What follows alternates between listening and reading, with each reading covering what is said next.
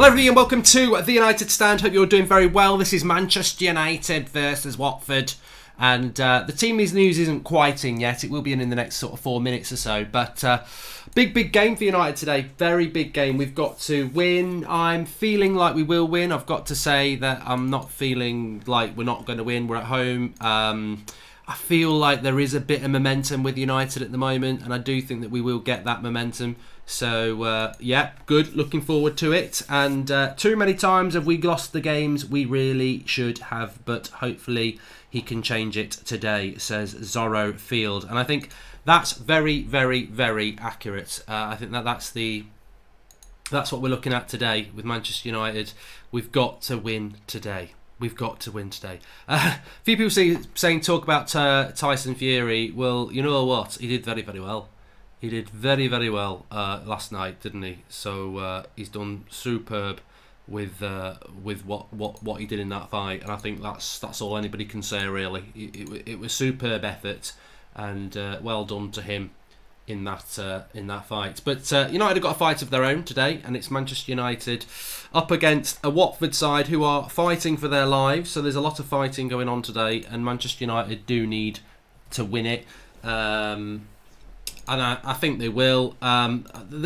This talk of Pereira and Lingard being dropped, I just think it's a non-story. I think a lot of people are talking about it, and I think it's a non-story because I think that they will both play against Club Brugge on Thursday night, and you can only have so many players in a squad, and I think that Lingard and Pereira quite rightly wouldn't be in a Manchester United matchday squad today because of what they did on Thursday. So I don't think it's any big, they're never going to play for United again. I don't feel that's coming on the horizon at all. Vandy Candy says we need a result as goals, not boring back five grind out. Well, this is look, we're gonna find out about that because I said last night that I'd been told that Manchester United are going to play a back five today, so we're going to see if Manchester United are going to fight, if they're going to play a back five in about 2 minutes time, because that's when the team news will come in. But I think that they will. I think that that's the way that we've been looking at it. Jamie says, how are you going to listen to the game?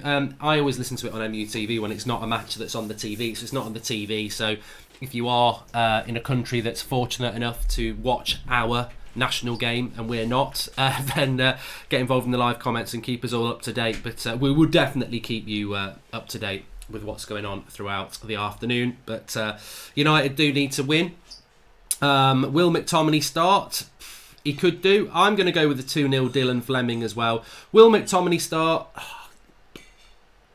You never know with Solskjaer. For me, if I was manager of Manchester United, and I'm sure many of you would feel the same, I'd be happy to have him on the bench. But knowing Ollie, he'll probably start him from the start, even though he only started training with the first team on Friday. That's the sort of thing Solskjaer does because he doesn't think long term. He grinds players into the ground. I wouldn't play Brandon Williams today. I think he needs a rest. I wouldn't play a back five today. Hopefully it's not going to do that. But I'm hearing that the team news is out for Manchester United, and I'm also hearing it's not a back five, which would be absolutely fantastic from Manchester United. So we've got De Gea, Wan-Bissaka. So Brandon Williams doesn't start, so it isn't going to be a back four straight away. But no, he started Lindelof over Bailly. What a prat! What a prat! What? Why are you starting Lindelof over Eric Bailly? He was rubbish on Thursday night. Ollie.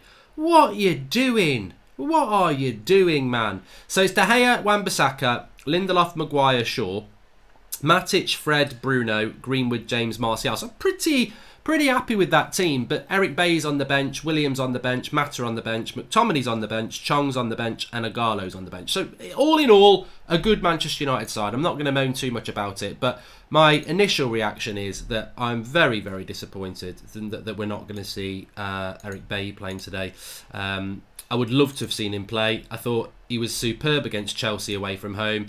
If you can't get picked having played well against Chelsea at home, Chelsea away, then obviously Ollie has his favourites with regards to how he wants to line his team up, and I don't think Eric Bailly is the first choice centre back at the moment. Then obviously Lindelof was ill, that's why he missed the Chelsea game, and Ollie has decided that Lindelof is his number one choice. So, I mean, look, you can't moan about that too much. We've all got our own opinions, haven't we? We've all got our own opinions as to what the team should look like, and how we should line up. For me, I would love to have seen Eric Bailly start today. I think that was the thing that needed to happen. But I'm about to change the team news for you now. It's there we go. You should have that up on the screen for you now. Let's have a look. So yeah, you go. There's your team for today. It's not the meltdown. It's not the 5 I was told last night. So that's good. But I would love to. Cum si cum sa, as the French would say, because Eric Bailly played brilliantly against Chelsea last Monday, sorry, and Lindelof was ill. So Ollie's obviously said, well, you're my first choice centre-back. You're going to play at centre-back, Lindelof. So that's your spot. But then when somebody puts a performance in, like Eric Bailly did, that should win that spot.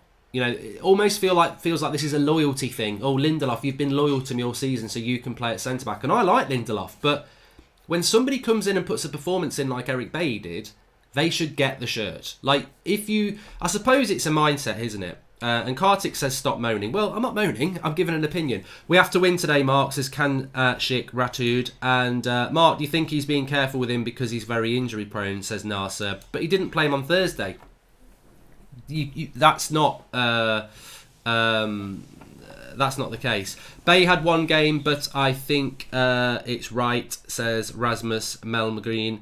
Mark Bay, Lee says that Mark Bay's got a knock. Well, that's not the case either, because if you've got a knock, you're not even on the bench, mate. So if you're fit enough to be on the bench, you're fit enough to play, because as we've seen before, if Lindelof pulls his hamstring in the first minute, Eric Bailly plays 90 minutes. So that's a load of nonsense that a player's got a knock that they can't play. I couldn't give two shits about what your opinion is if it's different to mine. That's the way football is. That's the way the United stand is. That's the way football fan opinion is. If you've got a different one to me, great.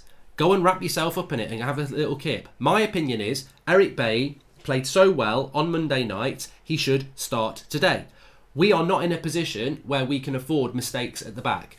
I would have gone with Eric Bailly tonight. I think that Lindelof was poor against Club Bruges, and I don't think Lindelof should be playing today. I think Eric Bailly should. If you think opposite, that's fine. The opposite view, plain devil's advocate, would be Ole Gunnar Solskjaer feels a loyalty to Maguire and Lindelof because they've been playing all season, and Eric Bailly's been injured for a lot of the season. So Solskjaer's like, you know what, I'm going to stick with Lindelof because actually he's been there for me this season, which I totally get and I totally respect. And if you think that, that's up to you.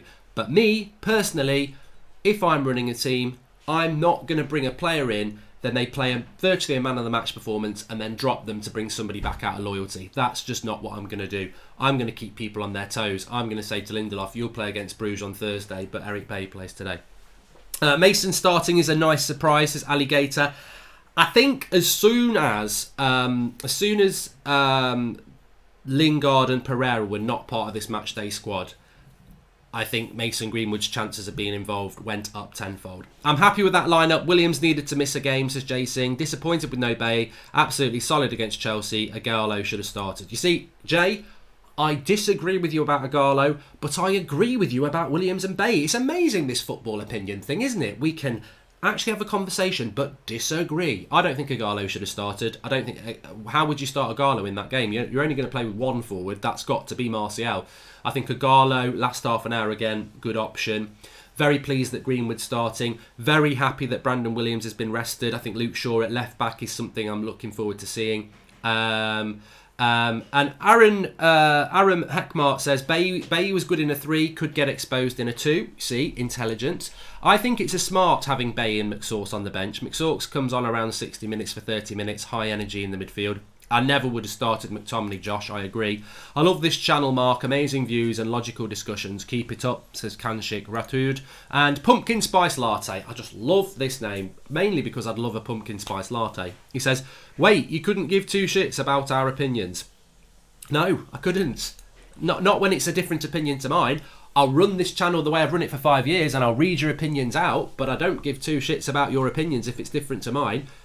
what planet do you live on then? Because I live on a planet of Earth, and if your opinion's different to mine, I'm not gonna go, oh God, their opinion's different to mine, maybe I should change it. I'll listen to it, but I ain't changing my opinion. I would have played Eric Bailly, so you can tell me I'm wrong all you like, I ain't changing my opinion. So I don't give two shits about yours. I'll listen to it, I'll respect it, but I ain't changing it. That's how it works. Are you doing an Arsenal versus Everton watch along? Nope. Too dangerous to commit to that, mate, because I would rather United win, sit back, cup of tea, watch it on the telly and relax. If we lose, I don't feel like doing a watch along. So also did a watch along yesterday for Chelsea Spurs, doing the Champions League with Chelsea, Bayern and Real Madrid and Man City on Tuesday, Wednesday. So I don't want to burn myself out on that. I'm all in on this. George Breharas says, I totally agree. Victor has been questionable lately. Shouldn't Martial get a rest sometime soon, though? I'm afraid an incoming injury is coming, says George.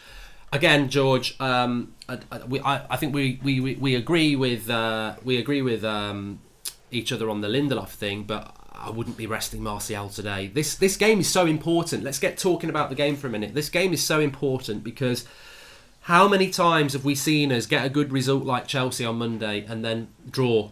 I think the draw is the one that fears me. I can't see United losing today. I cannot see Watford being clinical enough today. I can't see it happening. But what worries me today is the draw, is the complacency of a draw. I think that's the way to go today.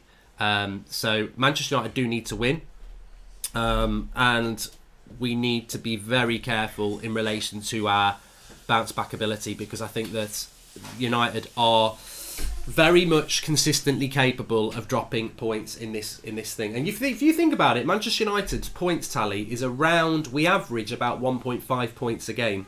We took 3 points on Monday, 3 points today. That's not what we normally do. So everything points towards today being difficult, but I think we'll win. I think we've got to turn a corner now. I mean, to be fair, Chelsea, they responded yesterday. They took the 3 points, and I think Chelsea have got players coming back. They're going to put their foot down a little bit. We've got to try and go with them, and I think we will do. George Beras says, I totally agree. Oh no, we've done that one. Ross Gallagher says, the biggest disgrace for me today is that the game isn't on TV. Why is there not a 2 o'clock kickoff today? I know. I think your phrasing was wrong. You do respect our opinions, and you do give a toss about our opposing views, but they don't usually change your opinions, says Yasha. Yeah, you know. So use of words, I don't give two shits about... So basically, I was responding to a comment in the comments who was going in on me saying you're being negative and everything like that. I don't give a shit about I don't give two shits about people telling me that, because I have an opinion. You have your opinion, but don't tell me my opinion's wrong, and I'll never tell you yours is wrong. I'll just tell you I disagree with it.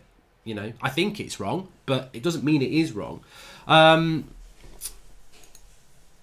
I hope Deeney is playing on Maguire's side, because Victor losing headers against Deeney all game won't be so fun to watch, says Nahia Sir. And a draw is a loss today. It's a dross. No excuses, says Alligator. Don't want to hear it afterwards that there were positives. Mate, I think for the first time ever, I think there will be no United fans happy with a draw today. A draw today is a dross. A draw today cannot be the situation. We've got to go and win. We've got to win, because we've been in this situation so many times where we've got an opportunity. We can be fifth tonight. You know, we can go past Spurs. We can go past Sheffield United. I don't even know where we are in the league at the moment. I presume we're 7th or something like that. But you can't keep blowing these opportunities. And we've got to... It's Watford at home. And whatever anybody says about Watford, they're in a relegation battle. Like, ooh, Watford are dangerous because they've got a new manager. Ooh, Watford, ooh. And I'm like, well... No, not Watford. Not danger. I'm not worried about Watford. They're in the bottom 3. Nigel Pearson's been there for 2 months. They're still in the bottom 3. We got to go and win this game. Watford lineup: Foster in goal, Dawson, Cabaselli, Cathcart and Messina as their back 4. Hughes, Capoue, Decore, midfield 3 is quite decent. Delafou, Dini and Pereira as their front 3 are decent as well. No place for Sarr, which is quite good. He's on the bench. I think he's a threat with his pace. Danny Welbeck and Tom Cleverley on the bench, former Manchester United players. But they're there to be beat. They're there to be beat, Watford. I think what we need in this game, more than anything else, is to go and get an early goal. Get an early goal, put it to bed. And what I would say is it's very annoying when the games aren't on the TV in England. It is very annoying. But I think we've got a good record. I think the last few games we've not been on the TV, we've won. Maybe I'm wrong on that, but I think we have. Jordan Such is in the house. Hello, Jordan. Very happy with that team, but poor Dan James being running to the ground. Never thought we would have been a regular starter when we got him. Also, wouldn't have started Lindelof, not with Deeney playing, says Jordan Such. And Rashford instead of James and Bay instead of Lindelof, and suddenly our starting 11 is looking solid. Get someone on the right wing, Sancho and Grealish in the summer, and we are flying, says Sergei Mamedov. I think many people would say get a manager that plays good football as well on top of that. But whoa, I'm not going down that road. And nothing but a win today. How many times have we been in this situation? Come on, United. Got to be 3 points, says Ratfink Wilson. And I think as you look at that Manchester United side, there is Harry Maguire, there is David De Gea, there is Bruno Fernandes, there is Fred, there is Matic, and there is Martial. There is a strong spine there. And when you add into the fact that you've also got Wan-Bissaka and Luke Shaw playing well at the moment, Greenwood, who knows what we're going to get out of Greenwood, Dan James, but there is, as I said this yesterday, look, the way we play football may not be that great, but the way we are performing as individuals, there are some good performances at the moment. Our big thing today is how many shots on goal are we going to have at Old Trafford. I don't care about possession because we'll probably have 70% possession. But what I do care is about how many chances we're going to create today. Are we going to create the chances for Anthony Martial? Anthony Martial over the last 2 games has scored 2 goals. One of them was world class, that header. The other one was something out of nothing. Can we start providing a player? I mean, and he's clearly in form. I mean, he runs from his own half and puts it past the goalkeeper. That's not easy to do. You should do it, but it's not easy to do. It shows he's got his eye. That header was not easy to do. Martial's a striker in form. The weird thing is, he's a striker in form with no service. Today, we've got to get some service to Anthony Martial, because I guarantee Martial scores today. If we create a chance, Martial will score today. And if we score today, I think we'll win, because I don't think Watford are going to score. Bay over Lindelof, says Pete Squire. And, kickoff is at 2 o'clock. 2 o'clock today. And I've got a feeling James is going to score a wonder goal today, says MUFC Forever. What we don't want to see with Dan James is what we've seen with...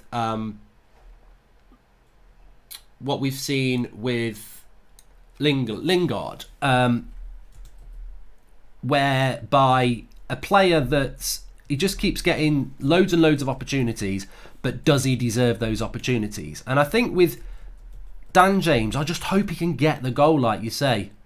I really do.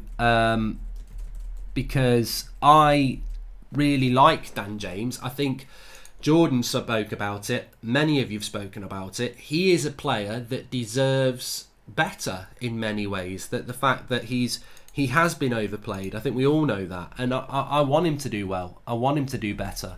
Can he play his way out of this form? I mean, the big news is that it's that Dan James is, he is running to the ground. He has been running to the ground, and he's suffering with fatigue and mental fatigue as well.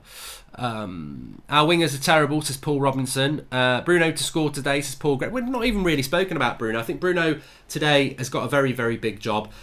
But what I would say about Watford is, on paper, Capoue, Decore, Will Hughes is a good midfield. It is a good midfield, but so is ours. For the first time in a long time, we've got a midfield that we can be proud of. And I think so many games this season we've lost because we've lost the midfield battle, whereas I think at the moment we can win those midfield battles. Ian Fonseca, thanks for all the super chats coming in. He says, we have to get a win today. My prediction will be 3-1 United, Martial with 2 and Bruno with 1. Deeney to get the goal for Watford. Thoughts? Tell you what, Ian, I'll be absolutely over the moon with that. How much of Ollie failing is him trying to live up to Sir Alex Ferguson, says Alex Bursell. I think Ollie wants to live up to Sir Alex Ferguson in the context that he wants to go down as a legend. But I think at the moment, look, if I said to you, Ole Gunnar Solskjaer's style of play, which Manchester United manager is he closest to? At the moment, he's the closest to Mourinho. Like, if you watched Chelsea play Spurs yesterday and the way Spurs set up, very similar to the way we set up. But Jose's not Ollie. Like, Jose's not copying Ollie. Ollie's copying Jose. And I think he's been, and a lot of you said it over the last year, he's just a Poundland Jose. And I think the way we play football is nothing to do with Sir Alex Ferguson's Manchester United. It's negative, it's counter-attack. And today, we've got to see something different. And we have seen it different at times. And I'm hoping we're going to see it today, because we have seen us against Brighton. We've seen us against Norwich go and batter teams. But I've just mentioned 2 teams there that will probably get relegated. So we've got to start doing it against the better sides. And look, Watford are not a better side. We should go and beat them 3 or 4-0 today. We should go and create 10, 15 chances. We should entertain those people who are watching the game. That's what should happen. But too many times it hasn't. When are you doing the next FIFA stream? I reckon Bruno will score a screamer free kick, says Ruben Duno FIFA Pro. Next week, mate, I'll be doing a bit of that, and I hope Bruno does score. And Biggie Third says, Nagelsmann's just 32 and a manager for just 3 years, yet we're giving Ollie time because it's 1989. You are either a great manager or not. Ollie is not. And COO Trading says, I don't understand why Ollie couldn't put Martial on the left and Agallo up front. James isn't better than our reserves. But again, I disagree with that opinion, I've got to say. And, you know, some people will agree with you and some people will agree with me and some people will have a different opinion. But why would you move Anthony Martial from striker to left wing again? We know Martial can play on the left wing. He did it for 2 years. He's very good out there. But what we're learning this season is he's becoming a very good number 9. He scored 2 goals in 2 games. You don't move your striker. I mean, imagine if we did that, right? You put Agallo up front, you put Martial on the left. Martial doesn't play well. Agallo looks crap. We lose the game 1-0. Everyone goes, why did he move Martial? I can't moan at Ollie for that.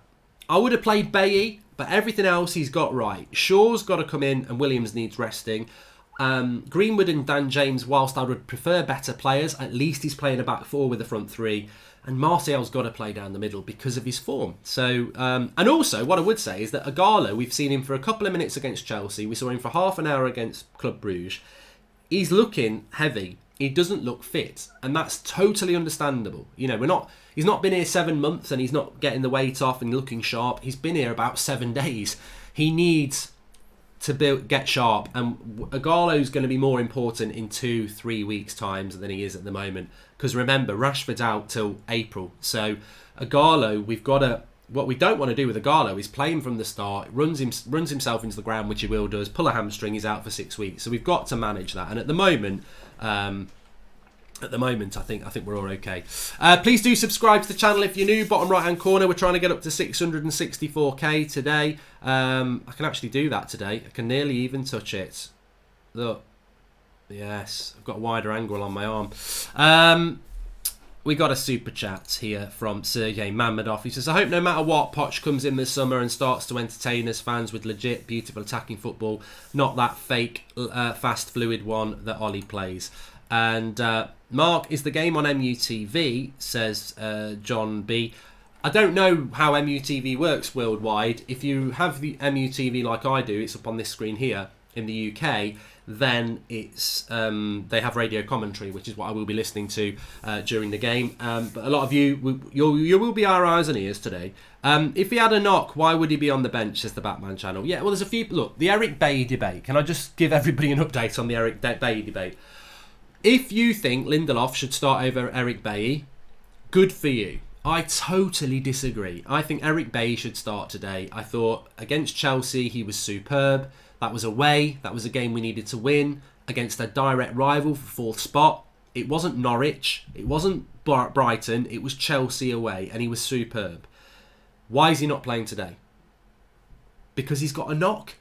Well, if he's got a knock, why is he on the bench? As I said, Lindelof could get injured after 30 seconds and he still plays 90 minutes. If he's on the bench, he's ready to play, he should play. I think the obvious reason that Bailly's not playing and Lindelof is because Ollie's chosen Lindelof over Bailly. And that could be for many reasons. Loyalty, thinks Lindelof's better. Personally, I think Eric Bailly should have played. I think Eric Bailly's better than Lindelof. He's back. How long he's back for, I'll put my hands up and say he could play for 5 minutes and be injured today. Ishag Baig says, we should definitely be winning this game. No excuses. In the words of Radiohead, no alarms and no surprises today. We need to win. Hi, everybody. Why Poch? What has he won? Says Bradley Hull. That's going to open up a bag of worms. And MUFC for life. How you doing, pal? Says, Nagelsmann has actually been managing for 5 years, not 3. Today we need to play the ball forward quick and press high up the pitch. We'd be far better. And I think with a certain Bruno Fernandes in the team today, that will be fine. I mean, just very, very quickly on Scott McTominay, I'm very, very pleased that Ole Gunnar Solskjaer is not playing Scott McTominay today, because if he'd played McTominay today, McTominay's only been back in full training for 2 days, but there's 2 reasons. I'm not Matic's biggest fan, but I will put my hands up and say over the last month he's been absolutely indispensable for us, and he's provided us a platform, and he doesn't deserve to lose his place to McTominay anyway. If Matic plays bad today, McTominay starts against Club Bruges, then maybe McTominay starts against Everton. But at the moment, Matic's space is there, and you shouldn't be moving him out of the team. And also, there's that risk that McTominay's only just back, so he will be rusty. So I agree with that as well. I think Matic needed to start today. Maxwell Ezen says that, cheers from New York. Great to wake up and see us playing a back 4 for once. Yes, I'm very pleased that we're doing that as well. And MUFC for Life says, Southampton had 28 shots yesterday and play high up the pitch. Why can't United do that? Also, how are you doing, Mark? Hope you're well. I'm good, mate. I still sound a little bit bunged up, I know, but I'm definitely feeling better. It's the first morning I've woken up today and felt completely feeling a lot better. So yeah, good. Thanks for that.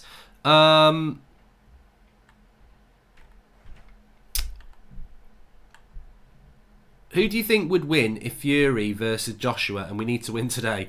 Says Mujad. I think everyone's just doing so happy about the Tyson Fury win last night, which was absolutely fantastic. I don't know. I'm looking forward to that. Hopefully they can get it on if Wilder doesn't want the rematch. Lindelof is playing because he's better than Bay. Plenty of people agree with Ollie, says Ashley Milton. Ashley, don't give 2 shits about your opinion. No, in serious, I don't care for that opinion because it's not mine. Lindelof is not better than Bay, in my opinion. If you agree with Ollie, that's up to you. And I've stuck by Lindelof, and I think Lindelof has played well. I thought between November and December, Maguire was dodgy and Lindelof was steady. But I think Eric Bay's better. But the big reason here, Ashley, and I'm not putting you in your box, I'm not delivering you an L, I'm just telling you why I prefer Bay over Lindelof. If it becomes a sprint between Deeney or Delafou or whoever, or Sarr comes on, Lindelof and Maguire are slow. Eric Bay is fast. That is why Maguire needs a Twansibi or a Bay long term. He needs a quicker centre-back next to him because him and Lindelof get caught for pace too many times. So Ollie, or whoever the next manager is, at some point, because we're going to build our defence around Maguire, and I think we should do that, we need a quick centre-back next to him, and Lindelof's never going to be that. Bay being the last defender with the last-ditch slide tackle in the box was immense versus Chelsea. He could easily be the club's best centre-back if fit and often, says Josh Sutton. Look, if you wanted Bay to start like me, fine. If you wanted Lindelof to start, fine. I don't think it's a rant or we're going to lose or anything like that. I just think it's a personal choice. I still think we've got to win today. I really don't think Lindelof's going to cost us the result or anything like that. I just think if we want to get better as a team, Bay is better than Lindelof. But look, maybe that will happen in the next few weeks. Thoughts on the VAR decisions yesterday, says MUFC for Life. I hate VAR. I hate VAR. I think that the Burnley one was harsh on Bournemouth. You know, you think you've scored a goal and then they go back and check for a handball and give it to Burnley. I thought the red card decision on Lo Celso was disgraceful, that he didn't get sent off and didn't even get a yellow card. What's the point in having a system that doesn't work? That's what I would say. Delo was extremely poor on Thursday, says MKB, but he's not on the bench, is he? As far as I know, Delo's not on the bench today, so he can't have too many complaints. Looks like we're playing a 4-2-3-1 today, Geordie and Scu, so it'll be Matic and Fred ahead of a back 4. With then Bruno and then Greenwood to the right, James to the left, and Martial down the middle. Easy win for Watford today. I doubt it. And do you think Ollie will bench Pogba when he's back? Says COO Trading. By lips, he says Lindelof's better than Bay and Maguire. Well, I'm glad there are Lindelof fans out there because it always should be. There always should be 2 sides to a story. If Paul Pogba was match fit today, would you start him? It's an interesting one. It is an interesting one because I think that Paul Pogba will make a massive difference to Manchester United. There's no doubt about that. But where would you play Pogba at the moment? Because you can't play Pogba and Fred as the holding midfielders. You can't play Pogba instead of Bruno. I think unless you're going to change your formation, I would put Pogba on the bench at the moment because Pogba needs to be in a more advanced position, which is Bruno's position. Fred's the box-to-box and Matic or McTominay are the one who sits. So I wouldn't be dropping Fred or Bruno for Pogba. Popkin Spice Latte says, I feel like Greenwood goes missing out on the wing. I'm worried about our wingers' influences today. The one thing I would say about Watford, and I've said it all season, defensively they're poor. However, maybe Nigel Pearson may have improved that as a centre-back himself, a former centre-back. Kickoff is in 34 minutes, Cress Welsing. And lineup is definitely strong. What are you thinking? It's a game we need to win. And if the boys want it, they need to go out there and get it. Shay Delnan. And move Fred at CDM and put Pogba CAM with Bruno, says BK2415. Yeah, I think that's what a lot of people would like to see. Robin Epen says, Mark, read Solskjaer's pre-match comments. I can't because we're live and I don't go off piste when I'm live because I spend time looking for something when I should be talking to you lot. So if someone wants to drop into the live comments, which I'm sure they will. Mulahaz saying, says, I wanted to say keep up the great work on the channel. It's one of my favourite channels from all of them and you make me smile. Keep the channel up, Mark. Thank you. We will have fan cams after the game, of course. Flex is up there for the Watford game. So please do make sure that you're watching the fan cams later. We'll have a match reaction afterwards. We're live all the way through till full time. Do subscribe to the channel, bottom right hand corner to do that. We're trying to get up to 664,000 today subscribers. Bottom right hand corner, we're live every night at 8 o'clock.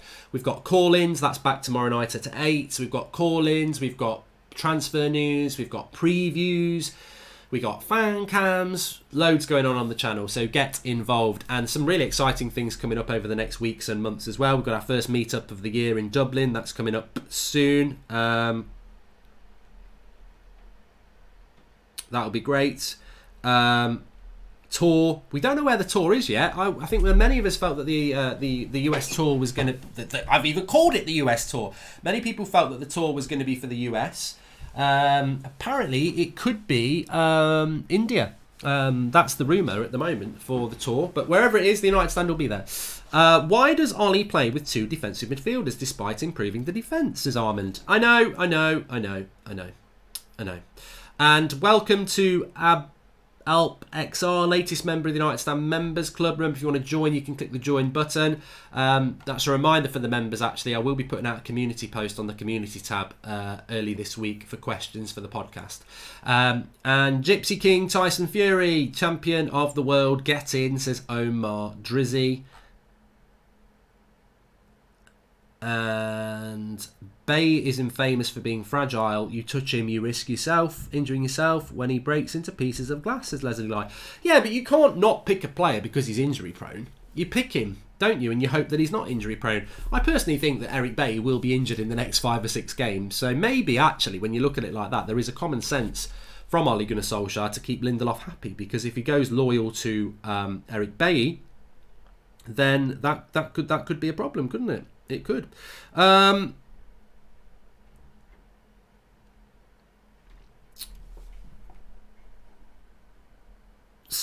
Mukherjee says, I'm down with the fever. Win will make me feel better. I hope you do feel better soon, mate. There's a lot of... I've had it for a week this week, like a bit of a... It was just a bit of a cold, really. It didn't become anything more than that. But it can be quite debilitating and irritating at the same time. So I hope you're feeling better soon, pal, in relation to that.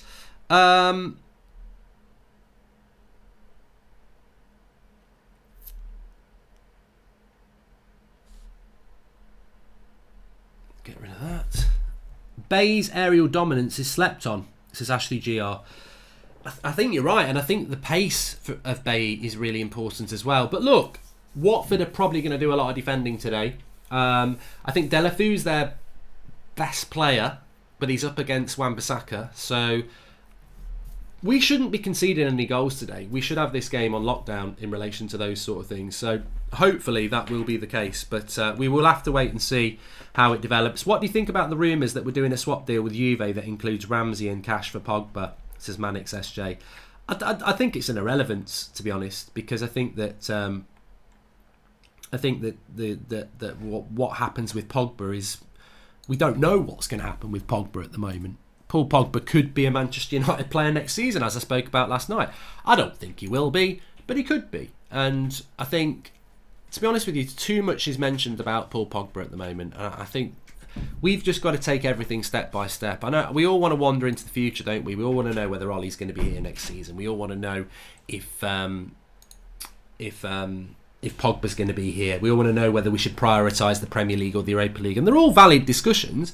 But I also feel that at the moment, Manchester United's season is about right here, right now. Are we going to, we don't need to worry about prioritising the Europa League or the Premier League. We just have got to beat Watford and we've got to beat Bruges on Thursday. And then we see who we get in the next round, what we do at Everton. Because if we win against Watford and Everton, having beaten Chelsea, we'll be in a firm place for top 4 spot. Pogba will take care of himself in the summer. Between now, it's about getting him fit and seeing if we can get him in the team. Ollie could get sacked in the summer, but for now, we've got to hope that he starts winning games.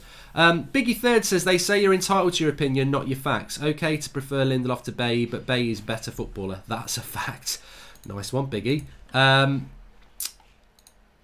Paul, can you hear me? Just got Paul coming on for a few minutes. Score predictions, United 3-0, says Josh Sutton. I'm going 2. I know for a fact I have got you muted at the moment. Now everyone can hear you. How are you doing, Paul? Good afternoon. Yes, I'm good, mate. How are you? I'm good. I'm thinking we're going to win today. But give us your thoughts on the team news. It's not a 5 at the back for a start.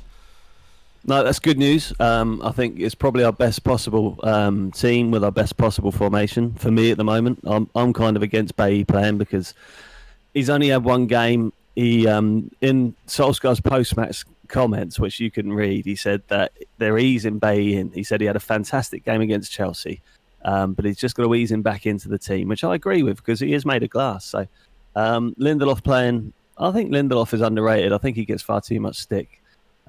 So I'm confident today. I am confident. I don't think we'll concede, but I do think we'll only score 1 goal. So I'm going for a 1-0. Yeah, I think we've got to keep that clean sheet today, and I am. I think Maguire's playing well. I think De Gea's playing well. Matic is playing well. Fred's playing well. Luke Shaw's playing well. Wan-Bissaka's playing well.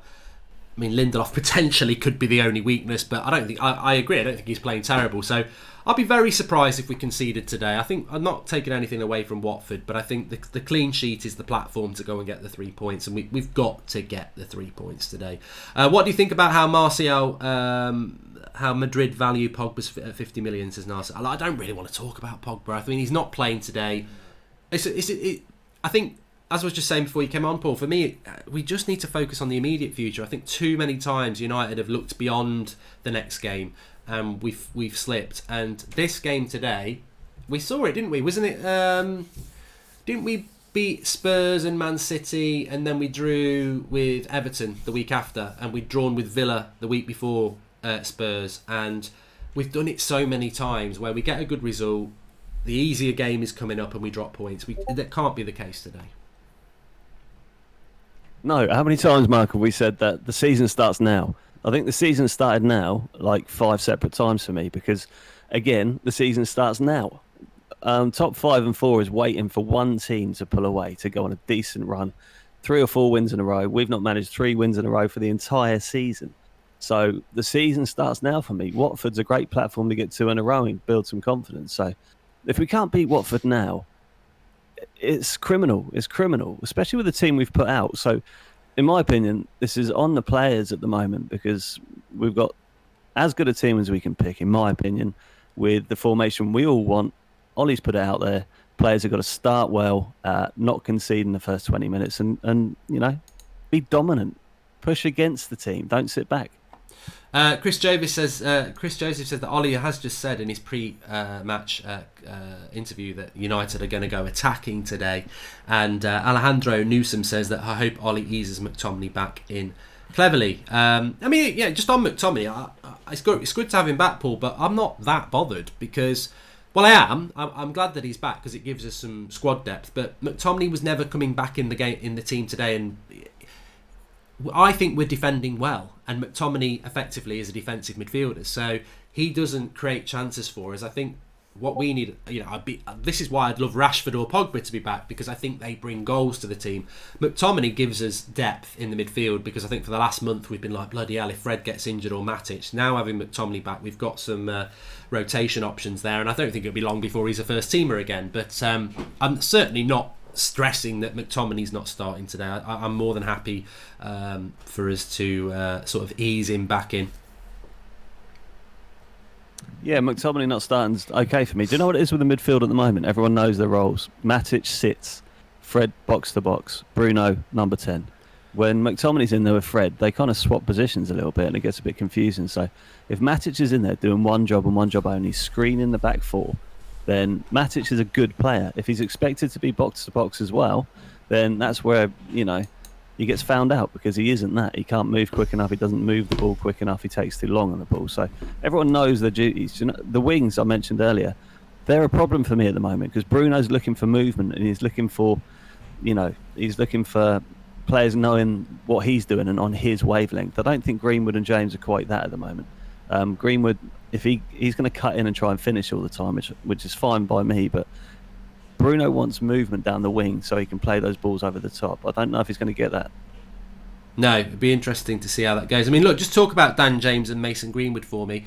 A lot of people saying that that's probably the area where it could cause us a problem today, because Bruno looks good, Fred's been good, Martial's been good, the fullbacks have been good, but James and Greenwood has started on the right and gone quiet. Dan James is struggling. Those two players are massively important for us today. They are, and I hope James comes good. I think he's been running to the ground, the poor lad. He's too much expected of him.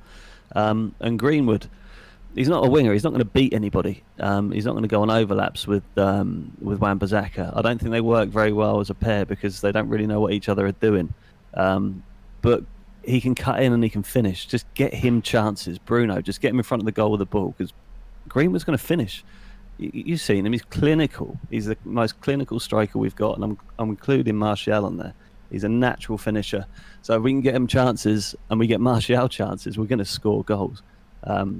Bruno, if he can turn it on today, we're going to smash him. Yes, and I think that is a big thing today. How will Bruno perform? Imagine we don't make the Champions League or the Europa COO trade. I think we'd have to do really bad not to do that now. I mean, my confidence has gone up a lot over the last week. I think that result against Chelsea, I think the fact that Spurs look crap, Sheffield United, they're decent, but they're not beating Brighton at home. I think they will do okay. I don't think they're going to be a threat for 4th or 5th or 6th. Arsenal too far behind. Wolves, I think, haven't got the squad to do the Europa in the Premier League. I really feel now that we're walking into an area. And James Kang says, I'm really excited to see Dan James actually playing where he normally is supposed to play. Really hope he scores and gains back his confidence, which I think is good, because Dan James off the left, that is his position. But what I was going to say, Paul, is I genuinely think now that 4th and 5th will be United and Chelsea. I just do not know which position. Who will finish where? I can't see anybody overtaking us. Tottenham was who I was worried about, but Tottenham, they're struggling, eh? I mean, Mourinho's playing his park the bus football. Funny how the commentary's different when he's parking the bus for Tottenham than it is for Manchester United, I've noticed, but yeah. That's a different story entirely. He's got no strikers, they can't score goals. That's going to affect him a lot.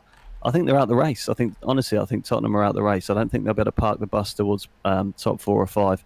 Sheffield United are going to drop points. Wolves are a little bit too far behind. It's ours for the taking. I'll tell you what. It's Ollie's to throw away. It's his. It's in the palm of his hands. This top 4 or 5 is in the palm of his hands. If Ollie doesn't get it, he's thrown it away, in my opinion. And just on Watford, I mean, look, they're in the bottom 3. Nigel Pearson's done quite well. Deulofeu, Deeney, and I think Pereira as their front 3, because Sarr's only just come back from injury. Capoue, Decore, and Hughes as a midfield 3. They're not bad, but should we be really worried about them? I'd be more worried if Sarr played. Every time I've seen that boy, he looks lethal. Honestly, sign him up. He looks sharp. And I think he's going to be a bit of a player, that boy. But Pereira is tricky. He can disappear in games completely. Delafeu's hot and cold. Deeney's going to bully Lindelof. You watch. He will not go anywhere near Maguire. He's going to stick on Lindelof and he's going to push him round and try and get goals that way. And he can do it because Deeney's an absolute unit. So they're going to go for the long balls quite a lot. I really do think they're going to sit back long balls to Deeney. They're going to be very narrow because I don't think our wingers have got it to break him down, which means Martial's going to have to move around to find space. But no, I don't think we shouldn't be too worried with the defence that we've got. They shouldn't let us down today. They should be able to cope with what Watford are going to throw at us. And George Baker says, before Bruno arrived, I found myself bored and falling asleep watching games. Now I'm excited for games. Unfortunately, he's going to save Ollie's job. And I think, George, you probably it resonates with me, and I'm sure it resonates with Paul and a lot of other people. What has changed with United? Because I actually find myself looking forward to United playing now, and I didn't. A month ago, I didn't. And I think that if you did take Bruno Fernandes out of that team on my left there, and you put Pereira or Lingard or Mata, I'd be like, we're going to struggle. Because it's like that pentagon. If you look at that picture next to me, there's a pentagon. There's Fred and Matic as the base of the pentagon. There's Greenwood and James as the width of the pentagon, and there's Martial as the head of the pentagon. But it's what's in the middle there that makes it. Because Bruno Fernandes in there suddenly makes that whole pentagon look good. But you drop Mata or Lingard or Pereira in there, and suddenly that pentagon looks shit. And I think that is it, Paul. I think that is the thing, because you take Bruno Fernandes out of that team and you replace it with a Pereira or a Lingard or a Mata, your confidence levels do drop. Yeah, mate. We were Polo FC. Now we're Treble Extra Strong Mint. We've filled it in. We filled that hole. Bruno was that piece that was missing. Now, what Ollie has to do is tweak the tactics. So Bruno's going to be as effective as we know he can be, and get that front three clicking. Movement, bombing on, partnerships down the wings.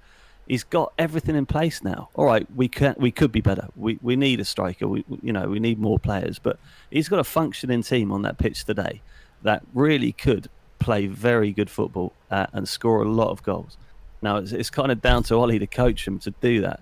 And I hope today we turn that corner and we get on a run and we get some confidence about the result, because at the moment recent performances haven't instilled full confidence in me that we're going to drive forward and get on a run. But today can be that day. Cool. Okay. Ollie, Bayer McTominay needs to be managed well. That's from Solskjaer, says Akash. So that's from Solskjaer himself. And Manix SJ says pocket Delafeu early and it's game over. He's their only outlet. Their midfield is good, but they've nothing ahead of them to make a real impact. And I agree with Manix there. I think that Delafeu probably is the best player that Watford have got. But guess who he's up against, Paul? Who is he up against? Luke Shaw. I think he'll play off the left. So hopefully Wan-Bissaka. Wan-Bissaka's gonna have him in his pocket, man. Yeah. With his car keys and his chewing gum. Wan-Bissaka he's not getting past Wan-Bissaka. Nobody all season has dominated Wan-Bissaka. So Delafeu's done. Pereira disappear. Deeney, he can bully people, but he's not going to run past anybody. We've got this. We should have this. Our defence should tuck it up. If we can turn it on in the forward area, we're going to smash them. I think we're going to go 1-0 because I think our wings are going to be a little bit ineffective, but we've got to win this. We really have got the players on the pitch to do so. There's no excuses today. He did play quite well against us, actually, last time out at Vicarage Road. I mean, Wan-Bissaka still had a good game, but I do remember Delafeu did all right. He's a good player. I think De Gea made that mistake, didn't he, just after half-time. And we lost 2-0, didn't we, I think? I can't remember what their first goal was, but Mato Darlow's in sunny Benidorm watching the game at 3 p.m. Nice one. Hour ahead over there, by the way. It's 2 p.m. kickoff in the UK. What channel is the match on, says Mohammed Nazir? Well, it's another one of these stupid things, isn't it, where it's not on the TV in the UK. So I'm going to be listening to it on the MUTV because they always do a live match commentary. But the live comments, there's going to be a lot of people who are able to watch it worldwide. So we won't be missing anything, let's put it that way. I feel like Victor Osman is a good striker at Lille, says HTD. Good for you. And The first goal was a penalty by Deeney, says Adam Doherty, which I think Wan-Bissaka gave away, actually, if I remember correctly. Yeah, it might have, actually. I think...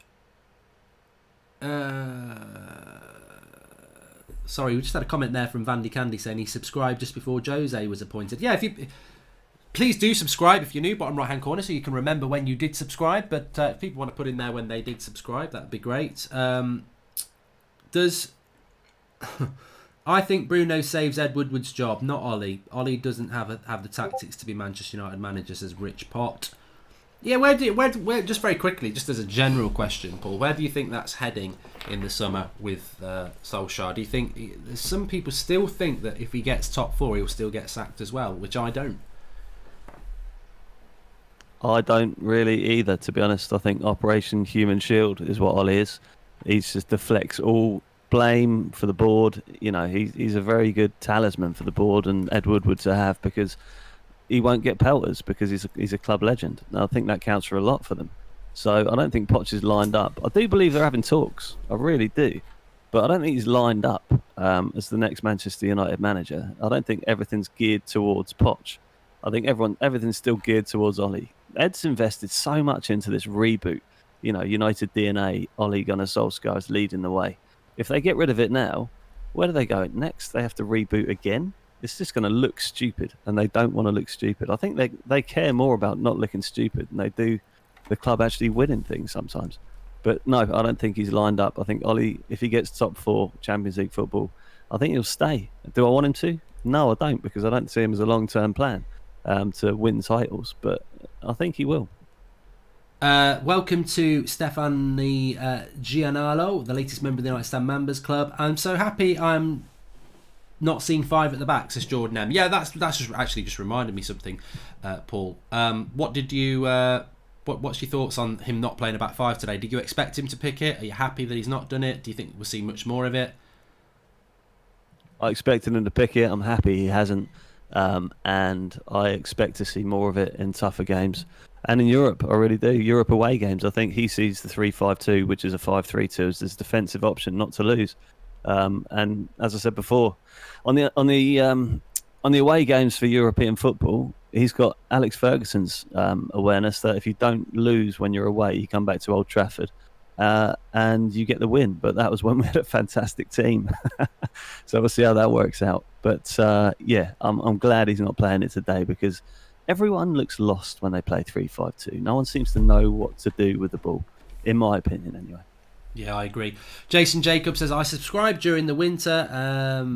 Has come saga. I remember that. Poch in, we would be top 4 easily, says Adam Hines. Well, I don't think there's any. I think the Football Premier League has changed a lot. I don't think there's any such thing as top 4 comfortably now, to be honest with you. I mean, I think even Leicester have got the potential to drop into this race. But I think what's happened is that I can see this really odd situation, and I'll say it here first. I can see this odd situation where Chelsea get 4th, we get 5th, but at the end of the season, City's ban hasn't been appealed. So United think 5th place is Champions League. They go ahead with Ollie. He gets his signings, etc. Then City win their appeal. 5th doesn't get you Champions League, and we're back starting the season next year in the Europa League with Ollie. That's what I think is going to happen, Paul. And I think United, to be honest with you, if we do finish 5th, they can't assume that's Champions League. They've got to assume that's failure. And then if it is Champions League, the next manager benefits from it. But I don't think you can keep Ollie just because you think 5th is going to be good enough for Champions League. It wasn't at the start of the season. It may not be in the middle of the summer. I don't think you can either. I mean, it's weird. Even I've guaranteed 5th as Champions League football now, but it's just not the case, is it? No. We don't know what's going to happen, which is going to leave everything in limbo. Does it leave everything in limbo for the summer as well? If we finish 5th, but the court case is up in August, then they get reintroduced to the Champions League, and we've already made our signings. See, it's so up in the air that we don't really know. We've got to go for 4th. We have to go for 4th, and because also if we finish 5th but we get Champions League football, what happens to the sponsorship deal? You know, I suppose we don't lose any money because we got Champions League football. This is all a side story, but yeah, if Ollie doesn't get 4th and does get Champions League football, I think he's lucked it out, and he'll still stay in the job. Well, I think the interesting thing that people may find more interesting is, and I said this yesterday, I think the fourth and fifth battle between Chelsea and United, which I think will develop, isn't just about Champions League football anyway. It's about Jadon Sancho. I think whoever wins the fourth and fifth battle between Chelsea and United will get Jadon Sancho.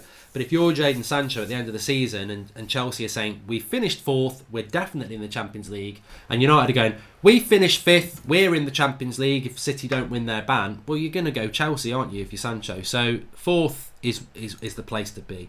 Martinelli hat-trick this afternoon, says Zayn Miassi, don't care. I've been waiting since we signed Bruno to see him in this system. This is why we bought him, says Jack Brown 852. Genwell Banandares says, would you rank each player from most important to least important in the starting 11? I subscribed when we won the Europa League. Just watched the chart show this week. And MUFC for Life says, bring in Nagelsmann, who can switch between formation but sticks to his high-pressing football. Smart recruitment, and he'd be brilliant long-term. I like Nagelsmann, Paul, but I don't think that... I think a lot of United fans are mentioning him, but I've not heard anything about United being in for him. I think he's just a fan option. I don't think he's an option for Manchester United, unfortunately. I think he would be good, but I don't think we are looking at him. I think he's a fantastic coach in the league he's in. I don't know whether his football directly transitions to the Premier League, to be honest. I think it's too open. I think the football's very different. I love the football he plays, and I'd love him to come to United instead of Ollie, most definitely. But I don't know how successful he'll be immediately. Plus, the players that we have, we can't play possession-based football. I don't know whether that's tactics or whether that's the talent that we've got on the pitch, but I don't think our team at the moment would be able to produce the football that he wants. So it'll be a complicated move, but I'll take him in a second over Ollie because his football's exciting. We know what you're going to get. We're going to impose whatever tactics we had on the opposition, and it will be all out. Whoever can score the most goals, which is what Manchester United are used to. So I'd take him, but I don't think he's coming. I think it's Pocher Ollie. I'm sure it's Pocher Ollie. Right, Paul, I will get you on at half-time if that's okay. Cool. Thanks very much for tuning in. I always mean to say this, I don't even know if you use Twitter much, but do give your Twitter a shout-out. You can see Paul, he's one of our mods in the live comments as well. Yeah, it's Paul on board. And yeah, follow me if you want. There's not much to follow, but crack on. And yeah, I'll see you at half-time, mate, hopefully with a goal. What was your score prediction? I forgot. 1-0. 1-0. Okay, mate, I'll speak to you at half-time. Hopefully we'll be in front. 1-0. Cheers, pal. So, I don't think City will get a 2-year ban, but 1 plus is fine, says Dylan Benakichi. We need to know, in relation to that, how long it's going to take for that ban to be appealed. Mark, big up the Australian boy that was bullied on the news recently, says Zayn Miassi. Yeah, you know what? I think we'll all know about this kid who was bullied in Australia, actually. Was it Travis, his name? And but like anything, the water gets muddied, doesn't it? Because people are saying all sorts of stuff about it not being true when I think it obviously is. But regardless of that, bullying happens every single day. Whether this story's true, which I think it is, or whether it's not, or whatever. The point is there is bullying going on in this world, and it's disgusting. And the thing about bullying is you don't need to make any contributions to charity. You just need to speak up about it. That's all you need to do. I've always hated bullies. I'm not going to lie and say when I was at school I probably did get involved in things, I thought were banter, but looking back was probably bullying. But, it's not acceptable. And there's some vile people out there. So I always think that whether the message in relation to this is that bullying should be unacceptable. Grealish, Sancho, Decore, Brendia in, Pogba, Lingard, Pereira, Mata, Matic out. Would be a low net spend summer if we could do this, says Alejandro Newsom. I'm not a massive fan of Decore. So I think that maybe we'll see how good he is today. But I've never ever been that much of a big fan of his, to be honest with you. Would you ever consider talking about women Manchester United teams, says Mike Longthorne? I don't watch them, so I don't really. I mean, to be honest with you, watching Manchester United women, I wish them all the best, and maybe at some point I will watch them. But at the moment, I don't. It's just a time thing. I spend so much time watching United and then other men's football matches. It's hard.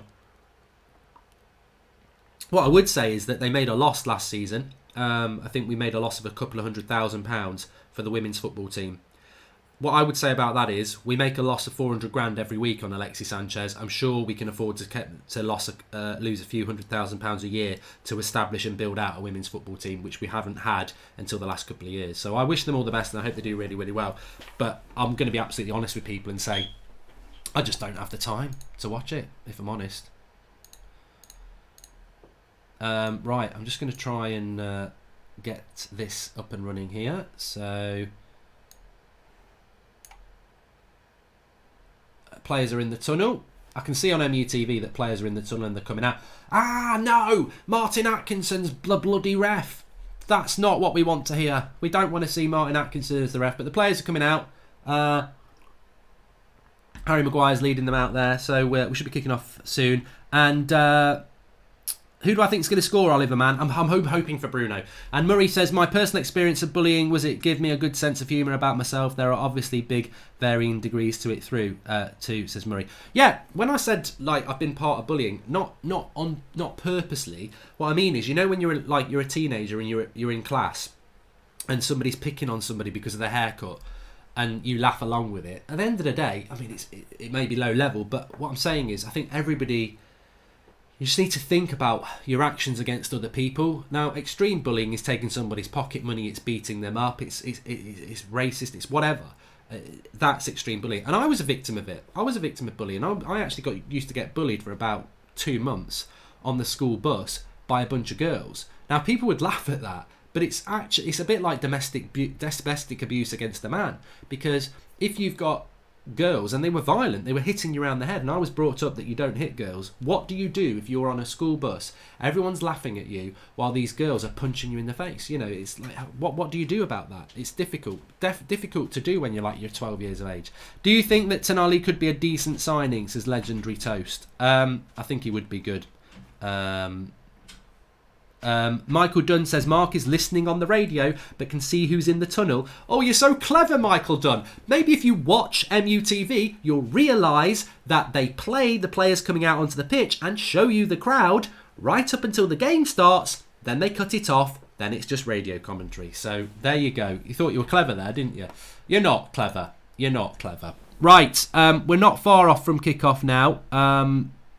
Please do keep us updated if you are watching it live, because what will definitely happen today is there will be different there'll be different people will be 30 seconds behind, people will be 30 seconds ahead, and all that jazz. That will definitely happen, so do keep an eye out for that. I've got to get the timer ready as well. I want to just do this as well. Oh, God, there's so much to do. Score predictions. Get them in the live comments, please.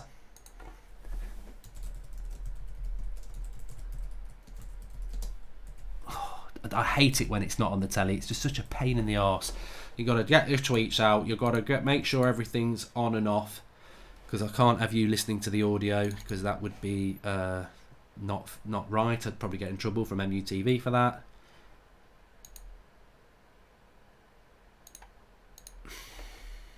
There we go.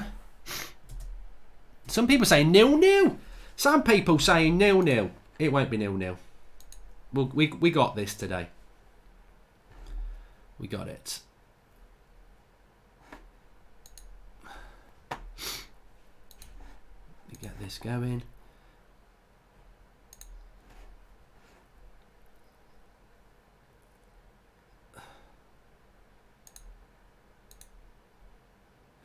So there's a moment's silence for Harry Gregg here, so I just want to be quiet for a minute while this is going on.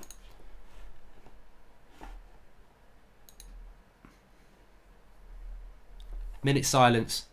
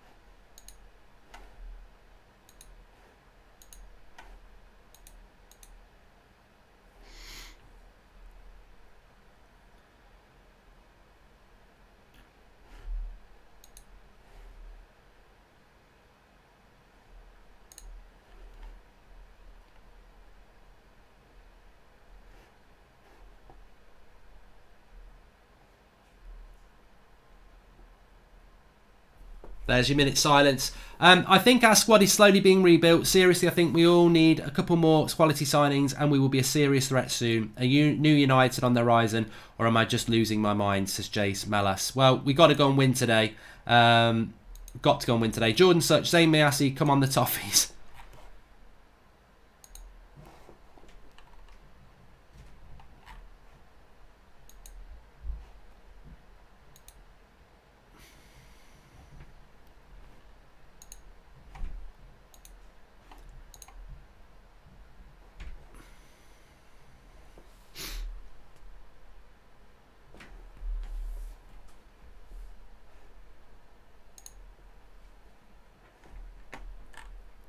I hate my job and dread it every night, says Modder Girl.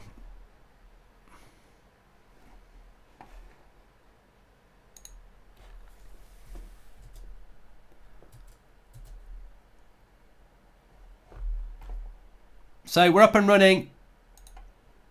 Time is up and running. You're going to get a bit of delays today because that's just the way it's coming. But we had a little bit of a moment's silence there for Harry Gregg, of course, legend of Manchester United, who died this week. And just legend in many, many ways, but very, very sad. But what a man. And we're up and running now. Manchester United against Watford. Let's hope Manchester United can get this result today.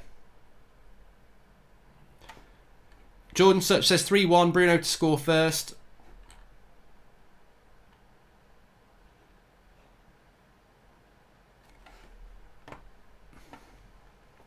Early cross coming in from Dan James there. Cross intercepted.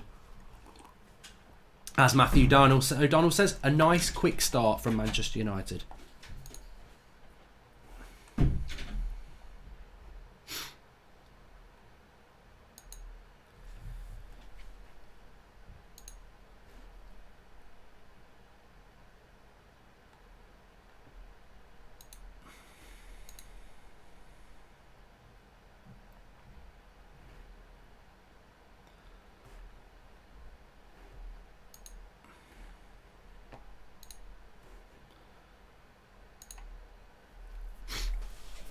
Lots of empty seats, says Liam Grogan, and Watford are pressing high up the pitch, says Clifton. Score prediction, Mark. I'm going to go United. I'm going to go United to win it 2-0. So we're all settled in. Come on, United. Let's get a result over the line today. Desperately need one.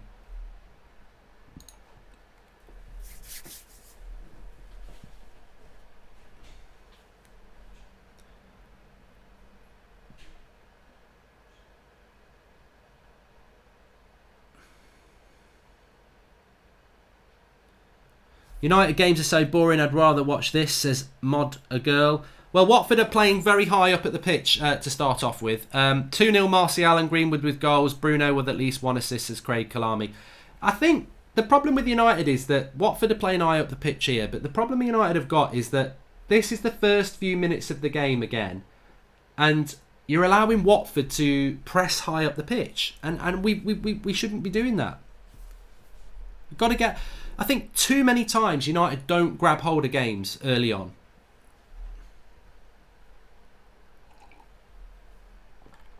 Meb3 says, drain the club of the 1 billion and let the stadium go to ruin, but the Premier League says that they're fit and proper owner, says Meb3.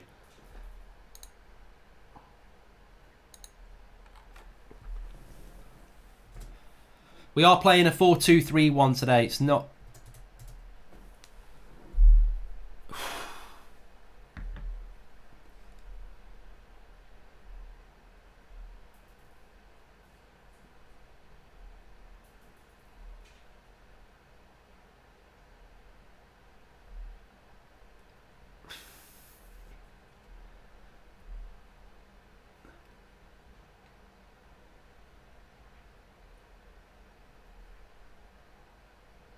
What a chance this was for Watford there. Troy Deeney nearly getting in. Manchester United sloppy at the back. Sloppy, slow start from United.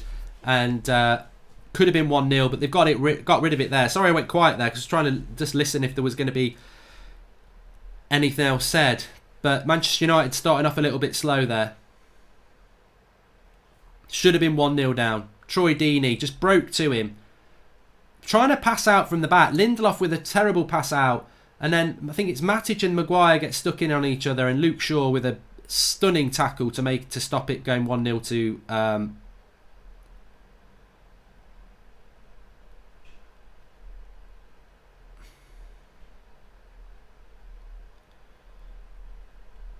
so Luke Shaw saving us already. Terrible start. And also, remember, I spoke about this in the preview. Manchester United played Monday, Thursday.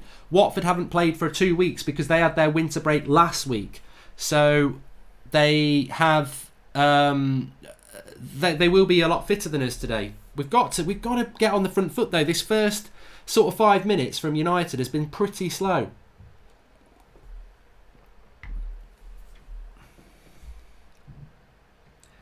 Kovac saying Shaw saved us there. Jaden Jones, thanks for the contribution. Lindelof's second mistake in the game already. We don't want Lindelof to be having a shaky start, do we? Because he's the player that a lot of people would have said Eric Bailly should be starting ahead of. But United doing a little bit better over the last minute, actually moving into the Watford half. Lindelof out and Bailly in, says O'Shane 1. I'm sure we're going to see a lot of that. But Watford's energy levels are something that we do need to be careful of in this game.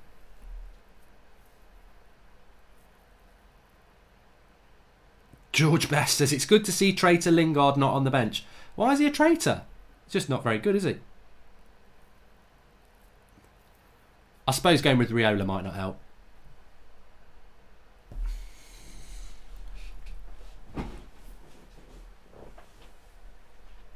What I want to see from United today is, and I said it in the at the start, I want to see United creating chances today. We want to see 3 points, but I don't want to see an equal game. I want to see United winning this game through playing attacking football. Ollie said before the game, we're going to play attacking football.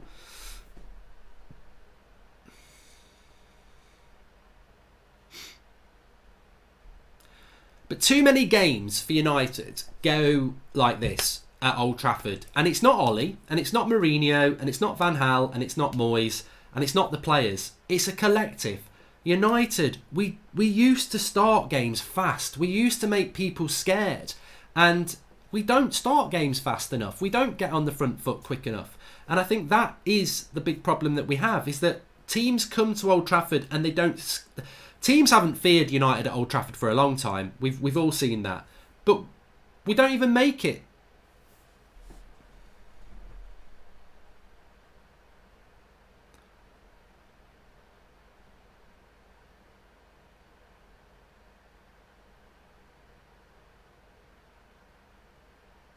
Watching Bruno movement off the ball is so refreshing. Actually knows how to pass and move and get into space. Well, Maguire's just brought the ball out from the back good there.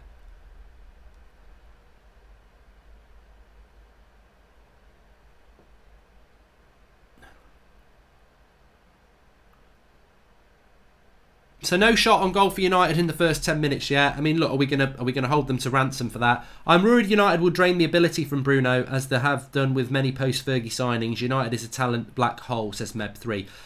I think the more important problem is that Manchester United, with Bruno, if teams start to man-mark Bruno, that could become a problem. Maguire makes more mistakes than Lindelof, says Pumpkin Spice Latte. Yeah, but I think what I like about Maguire is his ability to bring the ball out from the back. He seems to do it far better than Lindelof does. I liked a comment coming in there from Brian Whitehead says Martial should sign in this run of fixtures. Martial will shine if we give him chances. That's always been the problem. I mean, I said this before the game kicked off, that Martial's got 2 in 2. One of them was a world-class header. One of them was a goal from a mistake. How many chances are we creating for Anthony Martial? That's what we've got to do more.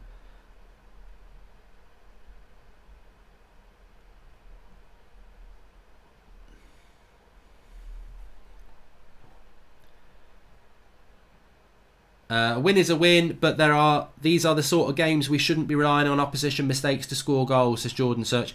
Ball just going in over the top from Wan-Bissaka there, looking for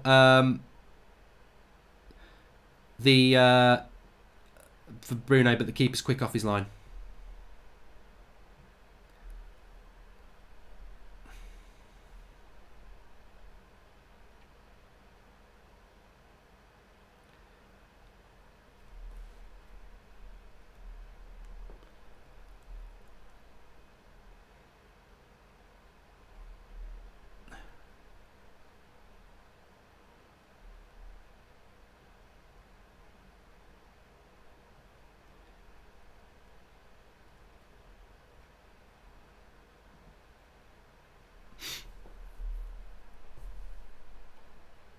Ooh, Mason Greenwood shoots.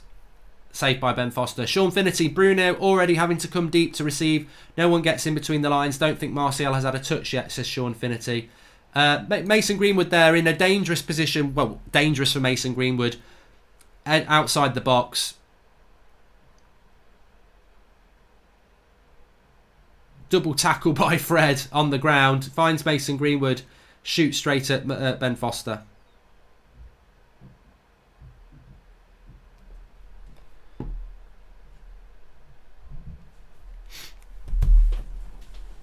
Bit better from Manchester United after a slow start. United have come back into this game. We've had just over 10 minutes. Has Fred cemented his place in the starting 11, says Jacob? Oh, 100%, 100%. A few people asking, you can listen to the game on MUTV. You're going to have to pay for it as far as I know. I mean, I pay for MUTV. They do match day commentary for every game, so you can listen to it through MUTV. I think if you're in different countries, you can watch it, and there are other options as well. But yes, too comfortable for Watford, says Alan Thornton. I think United have done all right in the last couple of minutes. First 10 minutes. We're not the United of old where we get on the front foot quickly, are we? We have to find our way to work into a game, and I think at the moment we've started to work our way in a little bit.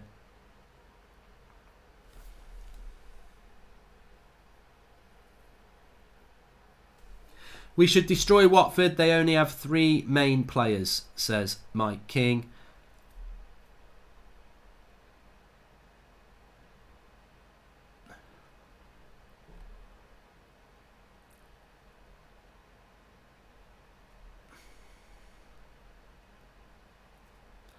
Dawson plays for Watford. I remember he was a decent player for West Brom in his day, wasn't he?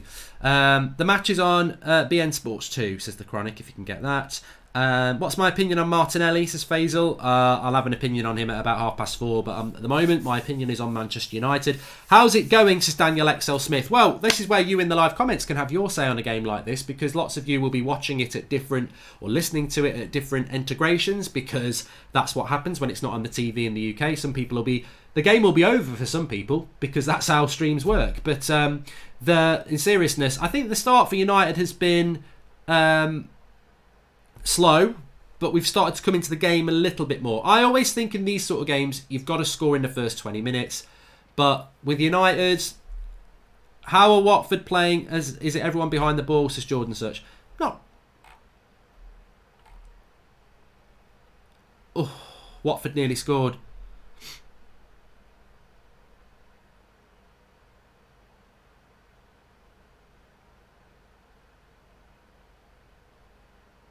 Decore with the chance there. And again, 2 best chances of the game in the box coming to Watford. United, no chances in the box. It was Greenwood from outside the box. Cross comes in from Wan-Bissaka's side here. Everybody seems to let it go.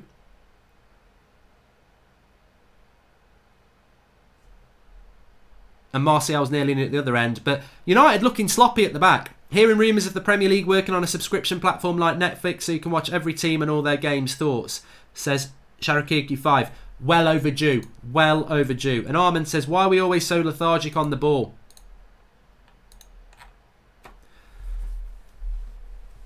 So Watford are looking like they're a threat going forward at the moment.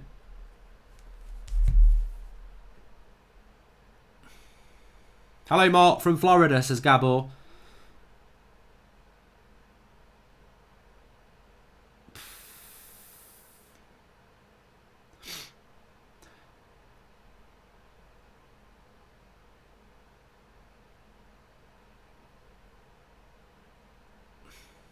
Well, United at the moment do seem to be very much letting Watford into the game. Now, whether that's a tactic to, force Watford forward, I don't know. But at the moment, again, we're playing another game of football here where United are allowing the opposition to be on a level platform.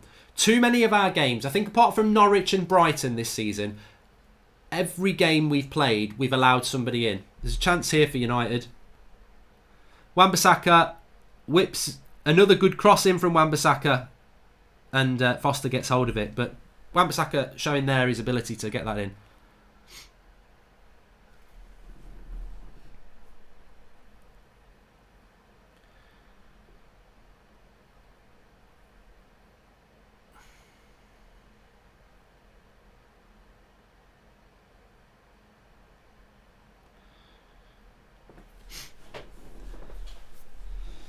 Getting competitive now. It has gotten a little bit end to end, which is as a home side you don't want that. But then again, if we get in front, you do.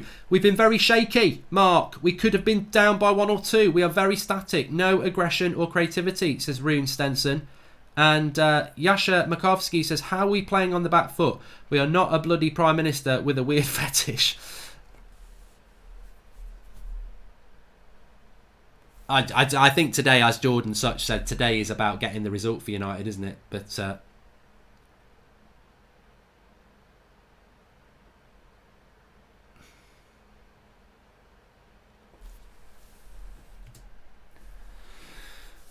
yeah, for everyone talking about delays, you can sync. I always used to do this in the early days with the watch along, but one thing that's a good thing is, especially if you're watching a stream or something like that, the reason we put the timer on is you can sync your stream with our timer so that you're not ahead, you're not behind, whatever. So you can do that with the timer there. I appreciate a lot of people are going to be behind.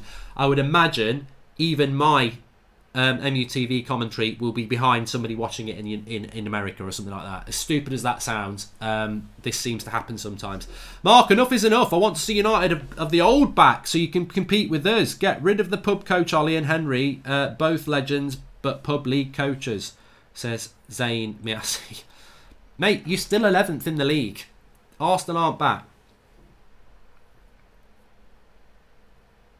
Oh, Wan-Bissaka, side netting. Wide. Dan James, the orchestrator here. Oh, Wan-Bissaka. Should have scored.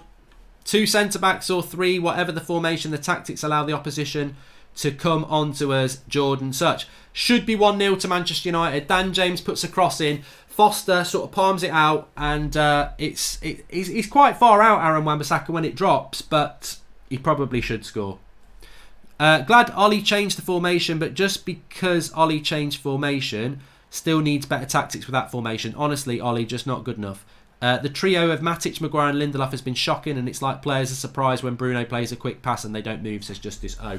Well, we've had a chance in the box there. Hopefully now we can build some momentum. Remember what I said though, a goal in the first 20 minutes, very important in these sort of games. Wolves are 1-0 up as well. Keep an eye on Wolves. They're playing Norwich today. I would expect them to win. Daniel O'Dwyer, the game's not on in the UK today. And Mark, the States of Premier League Pass at $60. You can watch all games, live highlights and replay. Who's the better England left-back at the moment, Shaw or Saka? Says Stephen Featley. Wow, I think these things are so subjective. The reality is Luke Shaw's playing very, very well at the moment, and so is Saka.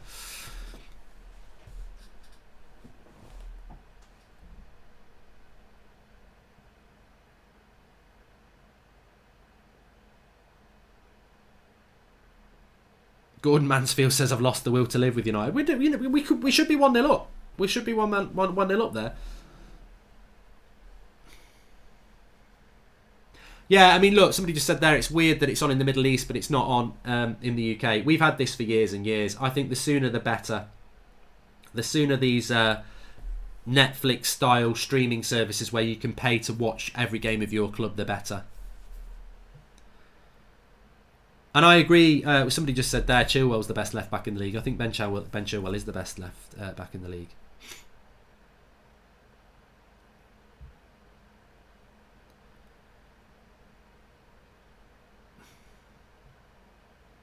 You've seen a lot of United doing this trying to pass out from the back, where you've got Lindelof and Maguire in their own penalty box, basically passing it side to side to each other, and Watford pressing forward in like a pentagon sort of press.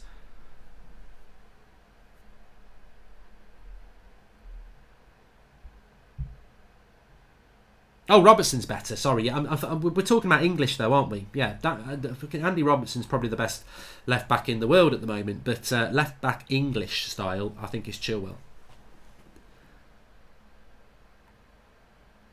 How many chances have we had? Mason Greenwood had a shot from outside the box straight at the keeper. Wan-Bissaka had a chance in the box which he should have scored from I wouldn't say it was a chance created, it was more of a palmed at him shot from Foster. But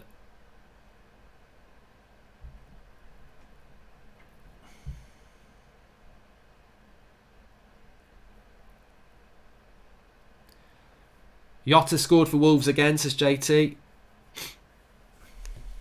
Boring football, says some.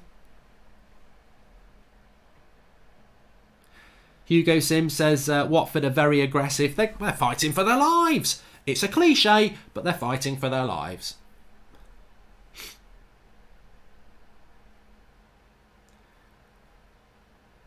It's interesting with Watford because when they brought Pearson in, they suddenly got all these results and you thought they're definitely going to stay up. Then they've drawn a couple, lost a couple, and they're still in the bottom three. So I think Watford probably will stay up, but a lot of it depends on can they get results in games like this.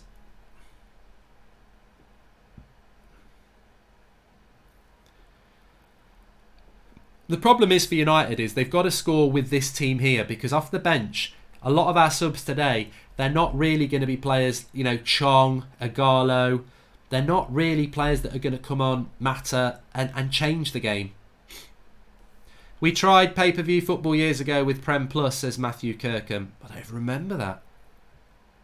I don't want pay-per-view, I just want pay-per-month. I can watch every United game. That's what I would like. Please do subscribe to the channel if you're new. Bottom right hand corner, easy to do. We're live every night at 8 o'clock. We've got fan cams after the game, previews, call-ins, the lot. We seem to get nervous when we're in the opponent's box. Only player that doesn't seem to be afraid to shoot is Martial, says Jay's Malas. And unfortunately, we don't get the ball to Martial. I mean, again, Martial's not had a chance yet. Hughes really irritates me on Watford. Can someone put the boot into the title into him, says Alligator.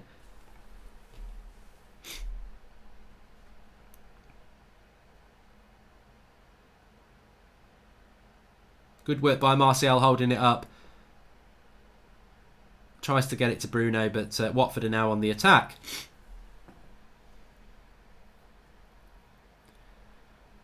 I know you can't say who, but how many players from the team watch the show, says Mark Whitten. I don't know. I don't know.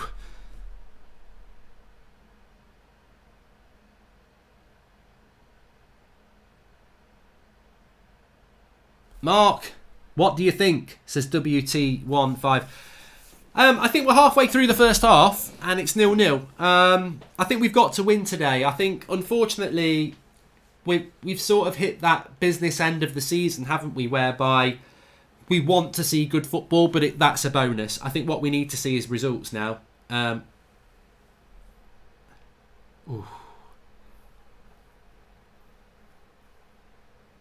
Dan James doing quite well off the left at the moment, though. He's just cut in there and had a shot that loops into Ben Foster's hands. But Dan James looking a little bit more comfortable off that left-hand side. Remember, most of the season he's had to play off the right with Rashford on the left. So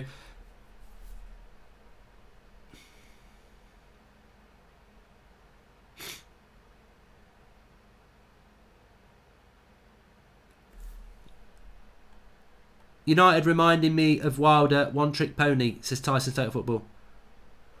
Good bit of play by Bruno there.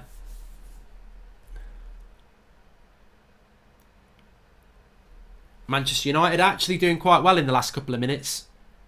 The radio just said we're turning the screw. I wouldn't say we're turning the screw, but Luke Shaw with the shot there straight at Ben Foster.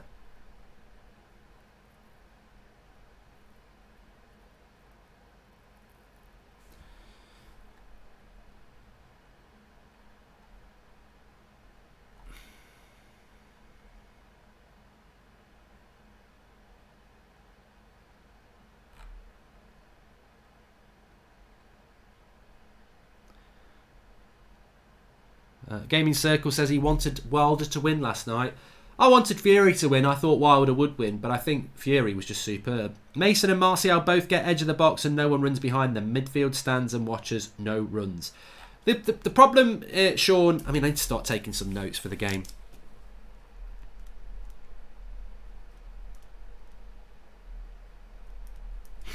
We are... Look, it's a very good point from Sean Finity there. We are way too static as a football club. You buy Bruno and everyone thinks it's going to solve the problem. You've got to have people running beyond Bruno, because otherwise, if you're a defender, right, you know that Martial's a striker, you know that Dan James is on the left, and you know Greenwood's on the right, and he's going to move about a bit. So you've 4 defenders, you've got 3 people to deal with. As a holding midfielder, you know you've got Bruno there, right? But to create space, you need people to go beyond Bruno. Matic ain't never going to do it. Fred has got to do it. Jack Donald says, is De Gea doing well? We haven't had it. He's not had anything to do yet, really. United have started to get a little bit get hold of the ball in the last few minutes. In all honesty, Mark, can you see what we do in training? Says Christopher Lou.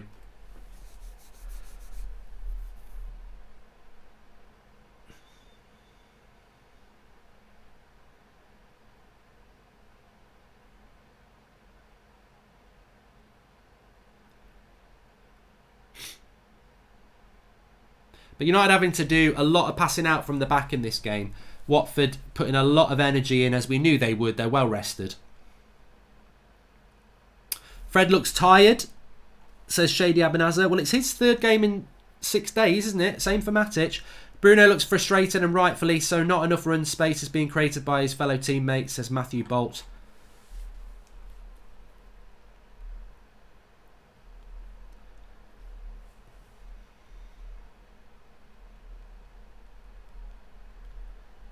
Two holding midfielders at home is the problem.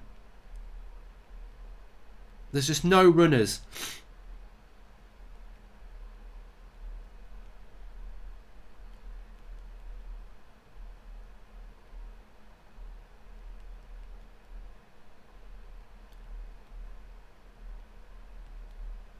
Basically what we're looking for is individual brilliance from Greenwood, James, Bruno or Martial to create something themselves, because without those runners from the fullbacks have got to make the runs as well. Watford are 17th at the moment, when at the start they looked down and out. Who will be relegated, and are you worried if teams mark Bruno, you'll lose your creativity, says Stephen Featley. This is why it's really important to get someone like Paul Pogba back, because teams will figure out, like teams last year figured out with United, that Pogba was all the rage. He was all the creativity, and I think now Bruno's all the creativity.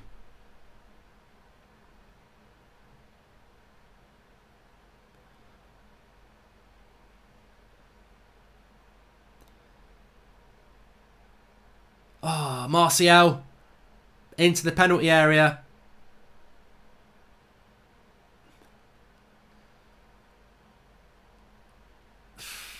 I had a lot of players around him, Martial, there, but he's put it over the ball. It's a chance. That's that. And to be honest with you, I love Martial. I did say at the start of the game, if you give Martial a chance, he'll score a goal. When he picks up the ball, he picks it up in his halfway along, back 20 metres outside the penalty box, runs towards the penalty box, gets his shot off, 2 or 3 players around him. There's a lot to do. It's not a clear-cut chance, but you'd hope he would have done better. When Flex met the United Stand team, you mentioned that you got feedback about the channel. Are you able to share what it was? When met the United team? Ashley GR. Yeah, well, Flex was over in Bruges on Thursday talking to a lot of the players, wasn't he? Because he went to collect some tickets and it was actually at the team hotel. So he spoke to a few of the players there and had photographs, which are all over his social media and his. And I think a lot of the players actually do appreciate what fan content is all about. You know, they earn money and the fans have got a right to an opinion. And I think all we're saying is that it should never be abusive. I think you can say somebody's played crap, and I think the players accept that, the ones we spoke to anyway. I think we will see McTominay coming on in the second half, actually. A few people talking about Matic. He does look a bit slow today and tired. But it is 3 games in 6 days for somebody who I think is 32 this year. So we need to win, Mark. I'm having a bad hangover, says Jenks1102. I think if we can get in front, we'll be fine. I just think we've got to get in front first. United struggle when they go behind. Matthew Bolt, no one seems as intelligent off the ball as Bruno and Martial. They both tried to make game runs, but no one finds them. And also, you know, we're going to struggle to get hold of this midfield because Capoue, Decore, Hughes, they've not played for 2 weeks, and they're actually quite an energetic midfield. De Gea's just made a great save.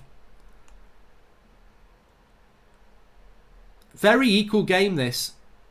Decore with the shot, and De Gea has to make the save. Would have been a very good goal. He's well outside the box when he hits it, and De Gea makes the save. So what I would say at the moment is United can get the result today, but Watford are in it as much as United are in it. It's a very equal game.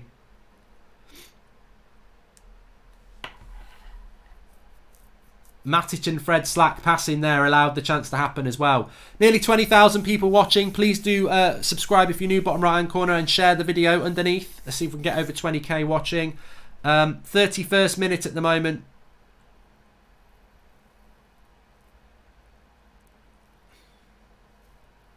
Just thinking back to the Burnley game, had chances early on, then it all ended badly. Hope it's not one of those games, says Jordan Such.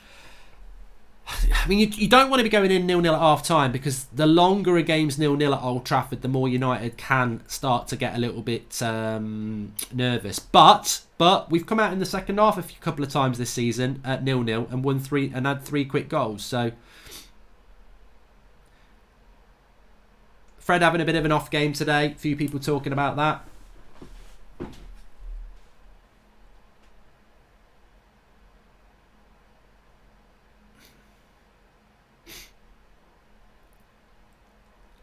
I think Wolves are 2-0 up, if anyone wants to confirm that.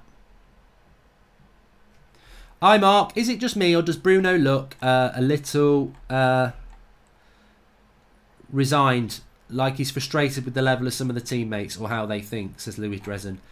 It's not hard to, Louis, it's not hard to say that probably at Porto, the standard of football was better. The quality of player probably wasn't better, but the standard of football was better in relation to, you know, easier league to play in, but better technical players. 2-0 to Wolves. Jota again. That's 5-2 for him. And Wolves are 2-0 up. We'd have to just double check on the league table for this.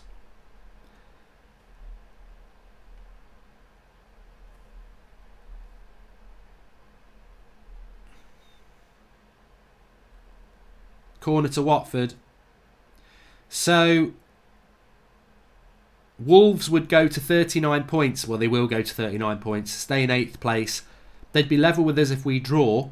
There'd be 1 point separating 8th and 5th. We've got to win today. We've got to win today.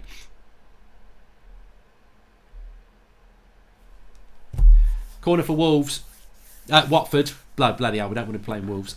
Same problem, no idea what to do in the attack, says Bogdan Gavrila. Before anyone lips into Martial, we should all be questioning why the Welsh Obertan Dan James constantly starts, says Craig Ogston. And Fred and Matic are having stinkers, caught in possession too much. Our football is dreadful. Everything we do is slow and static. What do they do in training?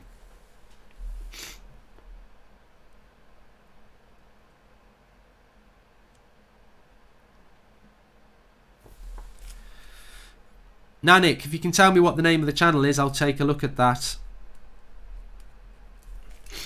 It's 3v2 in midfield. As we try to bring the ball out, they're swamping Fred and Matic. We need to move the ball faster, says Sean Finity. Sean, some really good comments tactically today. I really appreciate it. But this is the problem. I think we're trying to play Bruno higher up the pitch because we're at home at Old Trafford. It doesn't always work like that. You've got to get hold of the ball before you can attack. I don't think Fred is having a bad game, but Watford's players are swarming him. He needs to help, but his partner is Matic, says Pumpkin Spice Latte. Yeah, I think Watford are willing to press high up the pitch. Where's Twansebi, says Mark Witten. I think he's fit, he's just not on the bench. Was Twansebi on the bench midweek? Maybe he's not ready yet. McTominay's ready.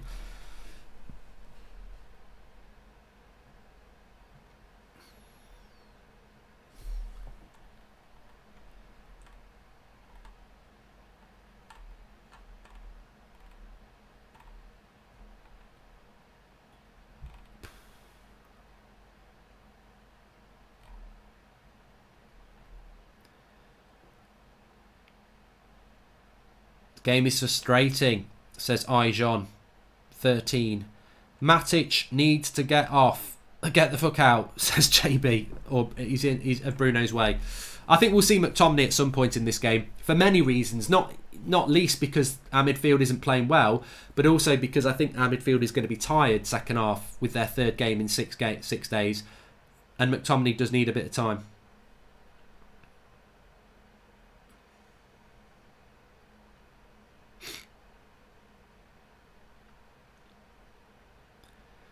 I think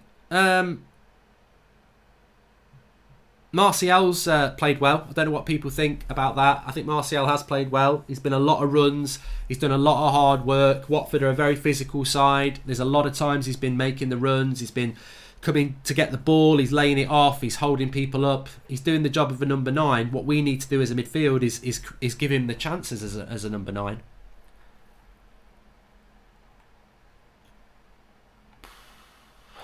Daniel says Agallo needs to come on. Why does Agallo need to come on?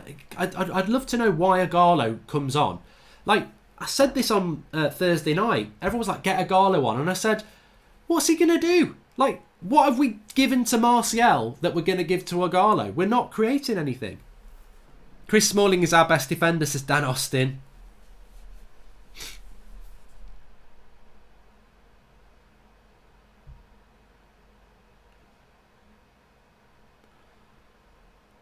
Watford on the attack.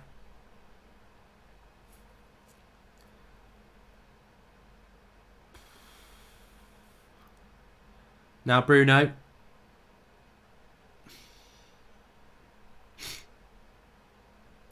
Well, United at the moment are doing what United do, looking to hit Watford on the break.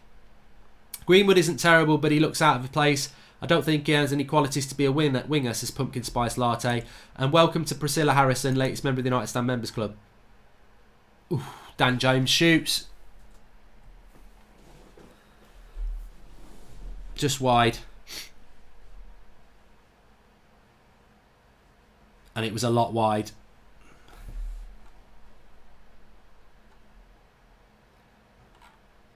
Cheers, Vandy Candy. Good work from the mods today. Thank you very much.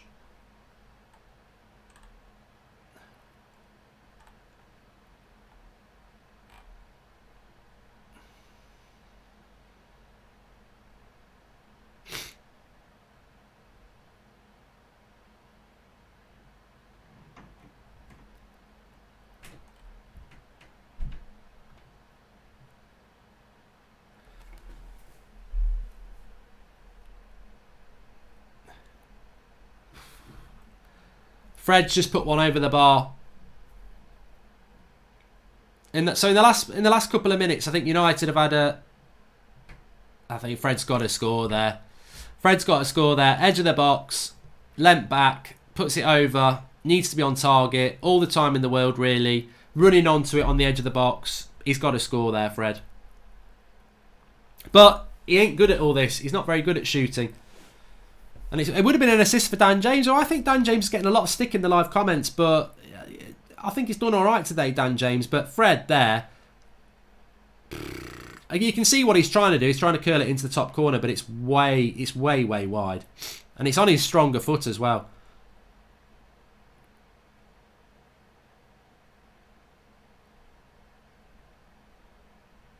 Do you think Martial doesn't get the rating he deserves and that the main reason he doesn't get as many goals is, again, the lack of creativity, says Stephen Featley? 100%, mate. 100%.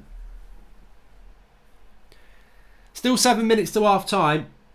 I feel like we're just about... If this was a boxing match, you'd say both fighters are in it, but we're hitting the slightly stronger punches, and you would hope that in time we'll start to get the better chances and put this game to bed. We've got to get the 3 points today.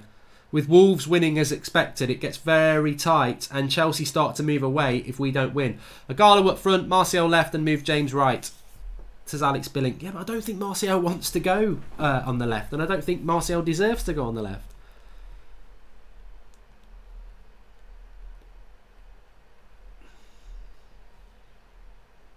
I feel like there's a United goal coming anyway. I might be an idiot, but I do.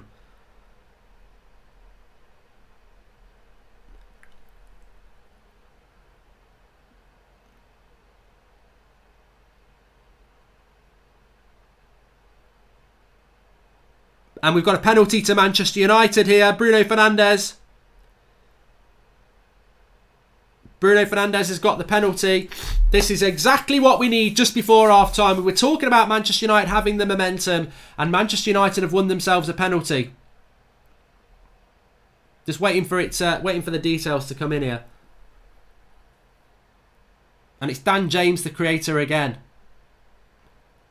So United's momentum has taken on here.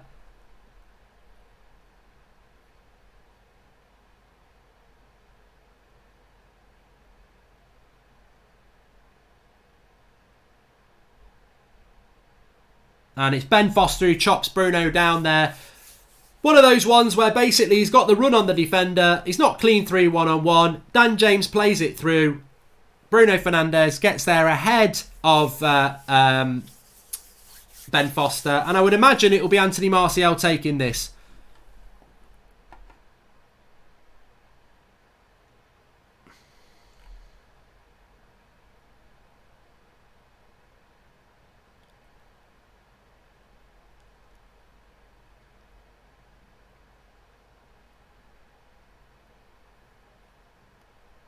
Some people saying it's a VAR. It's going to be a penalty. It's Bruno who's going to take the penalty.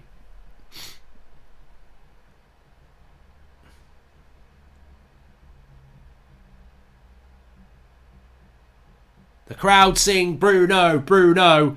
Bruno Fernandes to take the penalty then. Come on, this will be Bruno Fernandes' first goal.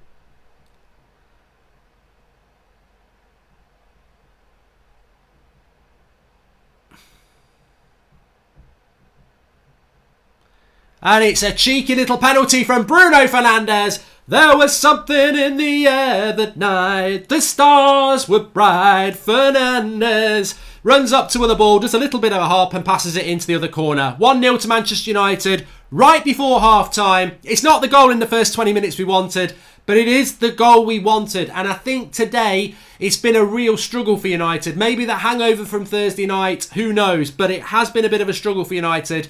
They are 1-0 in front though. They've got the goal, and I think that should be it now. Jordan Such says goal, Manchester United. It is a goal. It's Bruno Fernandes' first goal for Manchester United, which I think, ask Pepe at Arsenal. Getting that first goal is not easy. We know at Manchester United what a player Bruno Fernandes has been, will be, and in the short time at United, he's made a big difference. He's already got his first assist for Harry Maguire against Chelsea. He's now got his first goal. He's playing well. He's got a goal. He's got an assist. This is the dream start for Manchester United and Bruno Fernandes, because you're not going to have people going, oh, he's not £50 million and he's not scored in 5 games. £50 million, he's got no assists. We know he's playing well, but he's also got the bits to go with it. So it's 1-0 to Manchester United. Change the score, and it's a big goal for United right on half-time.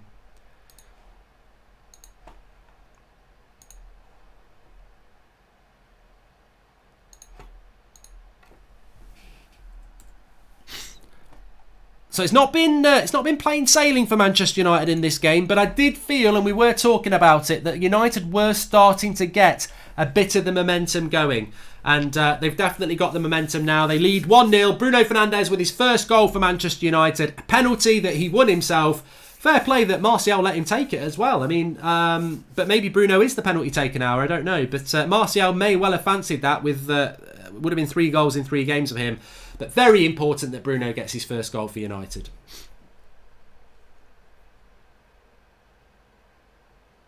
It was like a Jorginho penalty. A few people saying that. Dan James done well today. Dan James has done well. A lot of you want to sort of go in on Dan James. I put my hands up and say he's not been playing well for a while, but today he's looked better, and I think there's 2 reasons for that. 1, he's playing on the left-hand side.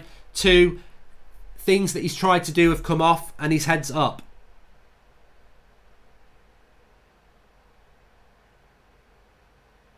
But this game is not... I don't think one's not enough. I think we're going to need the second goal in this game. But we're in front at the moment. And I'm always confident when United go ahead. Especially at Old Trafford. I think we're a good team when we're ahead. But also what you'd hope to see from United now is, because we're ahead, a little bit of positivity, a little bit more confidence.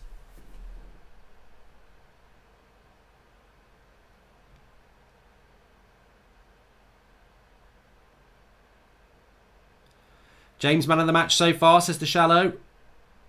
Oh, I need to stand up a minute.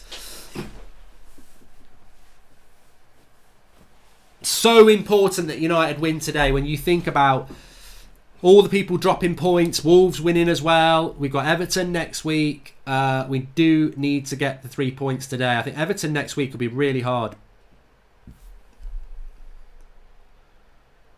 Oh!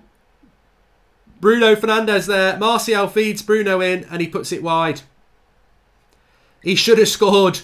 Martial should have had an assist. Maybe Martial should have shot himself. They're both in the box. Bruno, not as clinical as he can be there. Martial's got it. Plays it into Bruno. He's sort of poking at it really. The Wolves, the Watford defender is diving in, but nice little link-up play between Martial and Bruno, and he just doesn't get it out of his feet. But you would have fancied him to score. It's out of his feet enough. It's out of his feet enough. I'm dying to see Rashford play with Bruno, says Cascade L.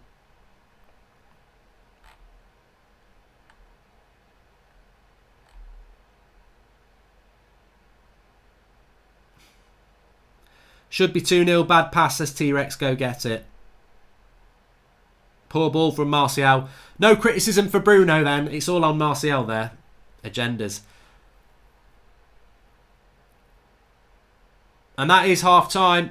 Manchester United, let me stop the clock there. So, United leading 1-0 at half time. And I think, look, there'll be a lot of people saying, we were rubbish, this, that and the other. But I think in relation to the game today, it's about getting the 3 points. Too many times this season, we've gone and beaten teams like a Chelsea, like a Man City, like a Spurs. And then we follow it up with a draw at home. And today, we needed to win that game today. And let me just mute that. We needed to win the game today, and that's what we've done. Well, we've won the first half. Bad thing with Bruno, he never uses his left foot, says Jack Brown 852. He can use his left foot. Don't worry about that. But for me, that game, I thought Watford, without having a clear-cut chance, were in the game. I think they've made it hard for us.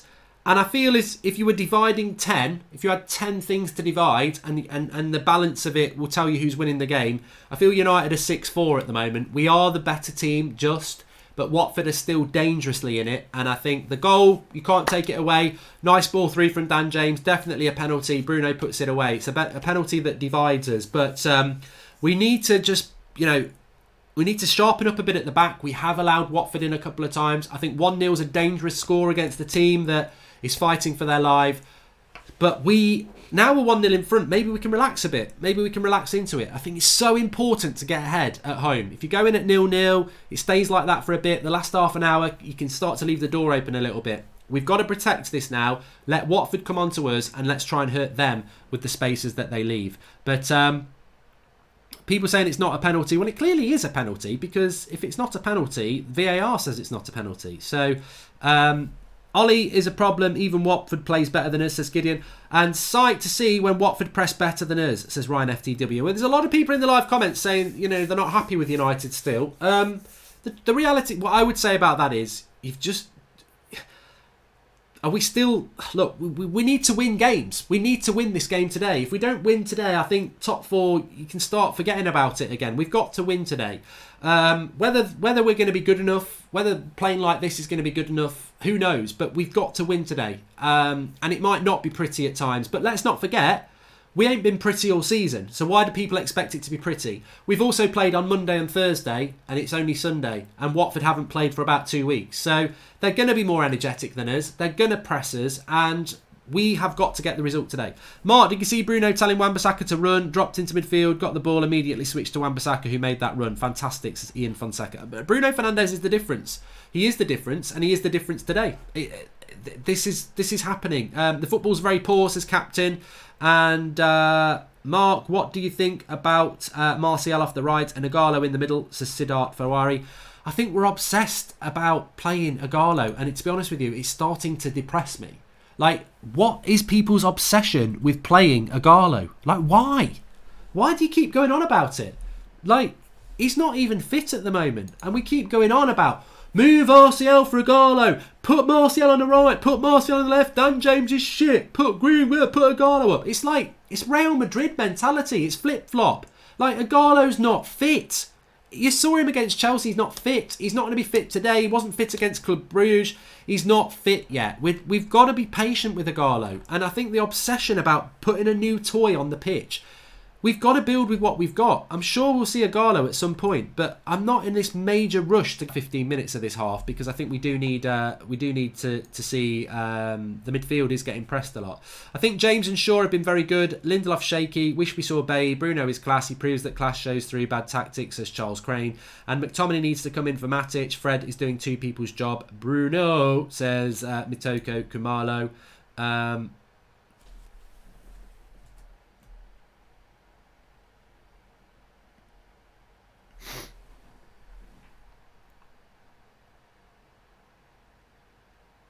Just refresh your stream. I think we had a little bit of a drop down there, so apologies for that.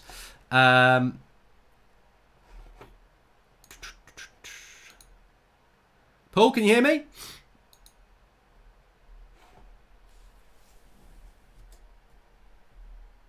Yeah, sorry, I think it was dropping out a little bit there. I wasn't looking at the live comments either. It's just a busy time. It's a busy time at half-time. Right. Delighted to see Bruno score, but I'm disappointed for Martial that he didn't get the opportunity to take the penalty, says How98. And P off guys says, I've been watching you for a while. You've been talking highly of Bruno and you were right. Good work, Mark. Do you think Ighalo will be good when fit? I think with Ighalo, it really does come down to the fact that when he is fit, he may be a good player. But I do think there is an obsession with him, to be honest with you. But sorry, Paul, I've got you on mute as well, which I'm sure people will be talking about. But Give us your thoughts on that half. I'm just going to go and quickly pop to the toilet, if that's all right. Yeah, sure. Can you hear me? Yeah. You're up and running now. Can everybody hear me? Yeah, it was. We haven't played any better football than we did previously, but Bruno is an intelligent player. You can see it. You can see what he's going to give us. He just needs better players around him. Unfortunately, that's a fact. Greenwood's a striker. Him on the wing at the moment is he keeps drifting in, and he's leaving Wan-Bissaka on his own. We look a little bit shaky in defence as well, but Watford have got a game plan. Get on Matic and get on Fred, because they love taking more than one touch, and it seems to be working because Fred wants to take 2 or 3 touches. Matic wants to take about 72.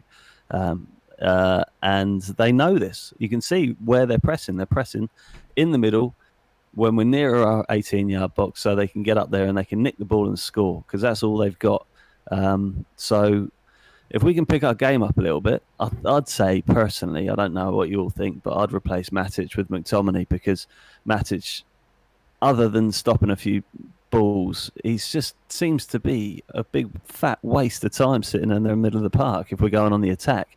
So Ollie won't do it. He does late subs. He won't change anything at half time. Plus, we're 1-0 up. I mean, that's the average point. It's a good point, is we're 1-0 up. Bruno got the penalty. Bruno scored the penalty, a bit Janino style, but banged it in the back of the net. Bruno's up and running. That's what we want.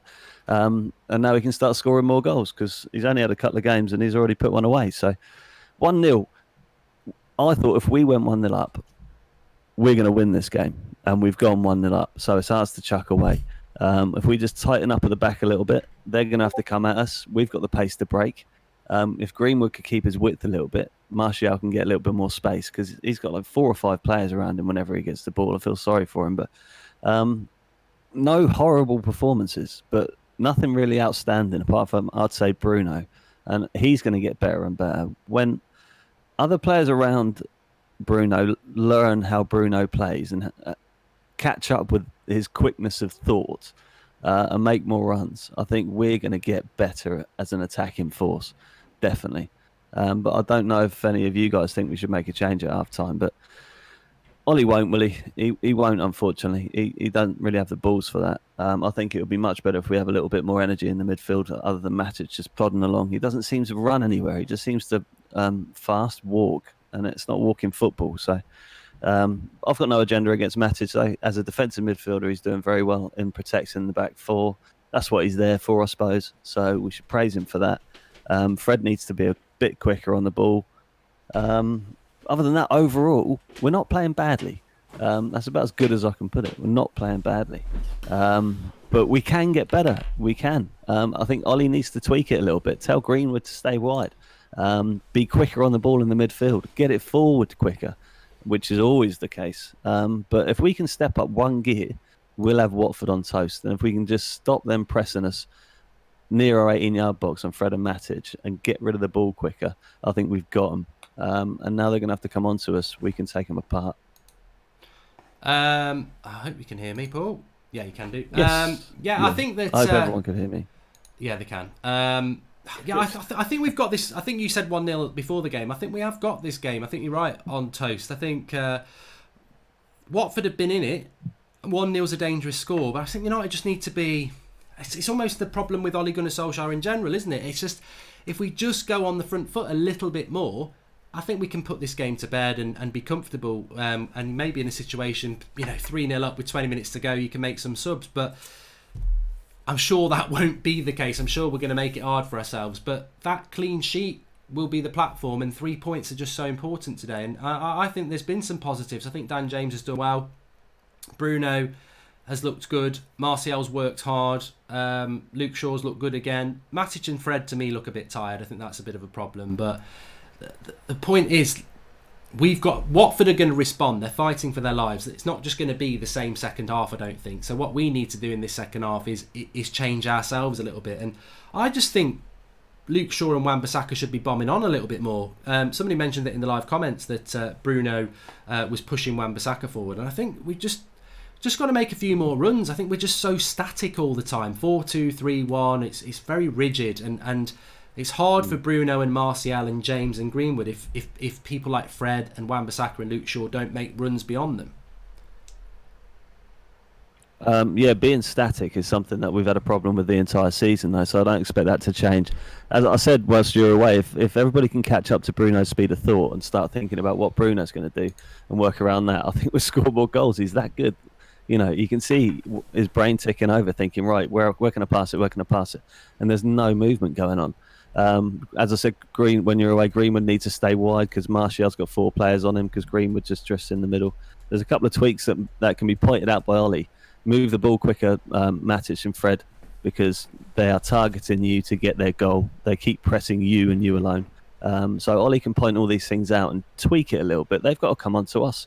So we can sit back a little bit and maybe break, which is what we're good at. And just to let you know, Mark, I didn't even look at the chat, so I think I missed loads of super chats when you were away. That's all right. I'll have a quick look at them now. Please do subscribe to the channel if you're new. Bottom right hand corner. We're trying to get up to 664,000 today. We're about 200 away at the moment, so bottom right hand corner, please do subscribe, and that number will change on the right. Let's have a look at some of your super chats then. Aliev says, I got excited from the goal, if you know what I mean. And Adola Batunda says, while we are thinking about Pochettino, shouldn't we be thinking about Nagelsmann? His work at Hoffenheim and RB Leipzig speaks the volumes. I think a lot of people are thinking about him. I just don't know whether Manchester United will do it. But very, very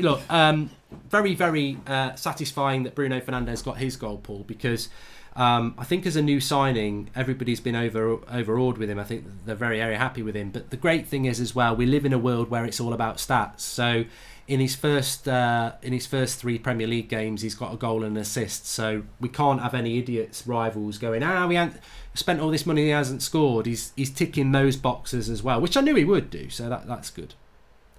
Yeah, I don't care, really, because Bruno, you can see, is a class player. Anybody says he's not scoring loads of goals, you know what he's going to give you. If you've got a player that scored 3 goals in his first 2 games, but you know that other people are making it for him, then, that's the same way the other way around.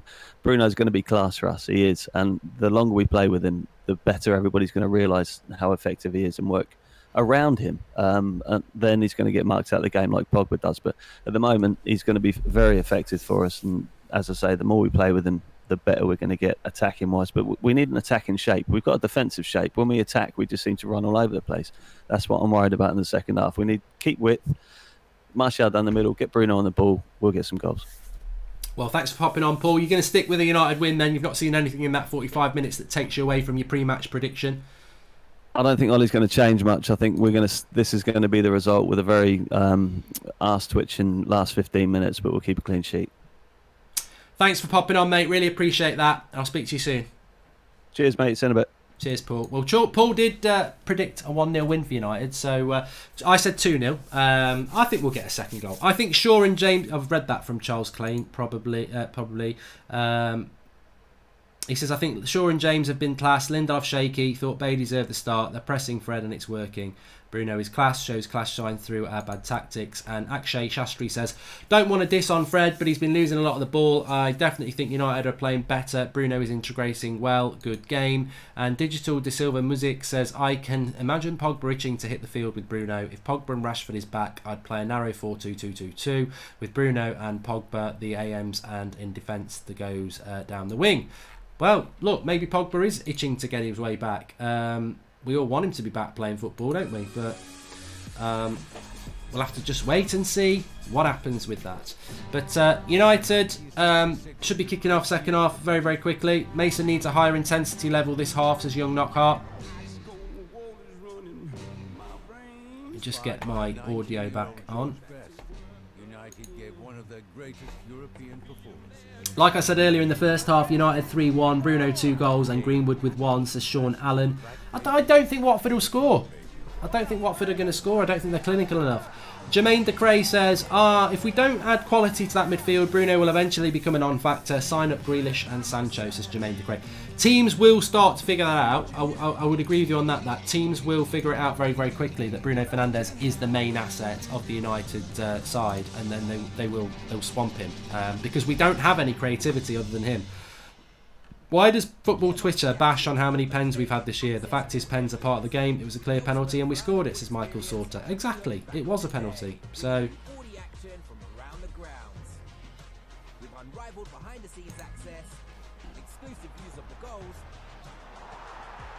right, second half is kicking off.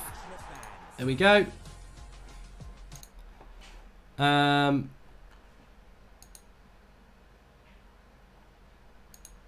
And we're up and running. You nearly got some... thanks for everybody telling me. You nearly got match commentary then. Which you never should be getting off MUTV. You've got to pay for it.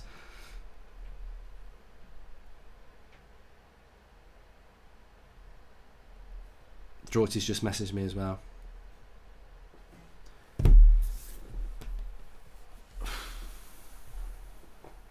Right. Second half is up and running. They're a bit late on the MUTV era. They're a bit late.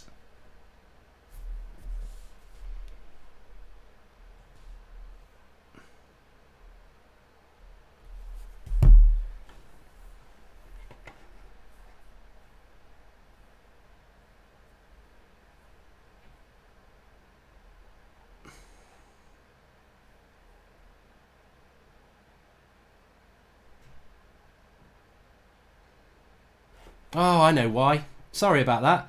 You know when you pause something at half time and you don't actually catch your stream up? That's why.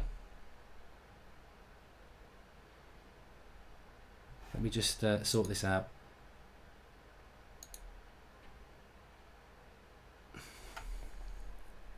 What a prat.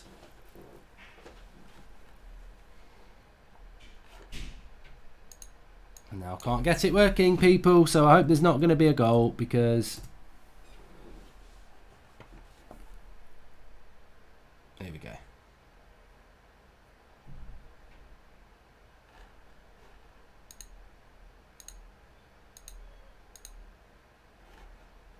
Let's get it sorted. Volume.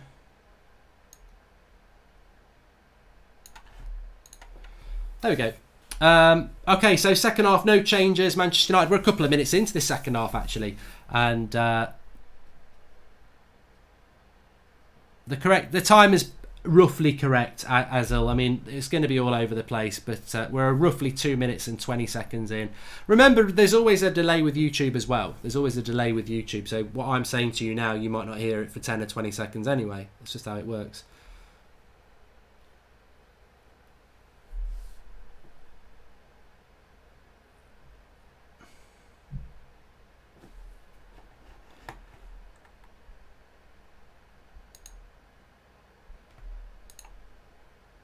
Watford are definitely still in it, yeah. Definitely agree with people there. The Watford will definitely still be in this game.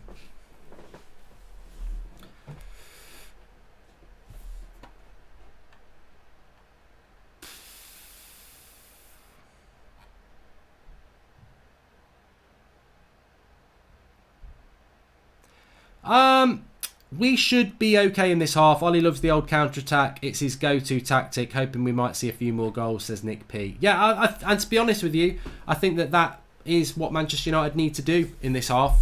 We need to just get the 3 points. I know we want to play good football, and I was saying that at half-time. I want to see United playing good football, but I just don't. I said it this morning on Twitter. We can't come out of this day without 3 points. We've got to get 3 points today.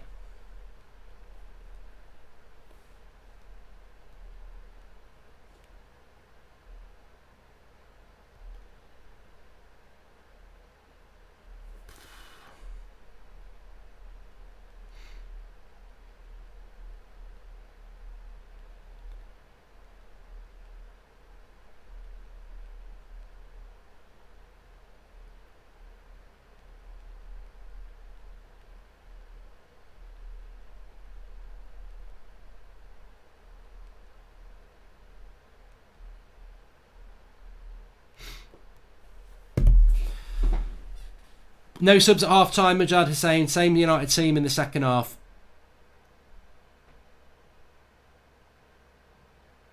Man of the match. Who's my man of the match so far? Says Alex Langhorn. To be honest with you, I'd say it's probably Dan James or Luke Shaw. I think they've been the two best players down that left-hand side. It's perfect. Other times I can't watch along because you're 20 seconds in front of my TV, says Sabrino.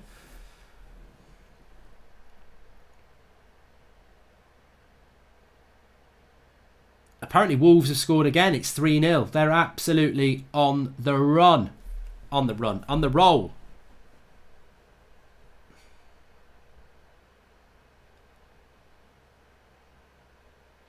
Well, I think my perfect Sunday would be. Watford are going to win. Wolves are going to win now. I would like to have seen them draw as well, but I'd love to see United win, obviously, and then Arsenal and Everton draw. That would be a good result.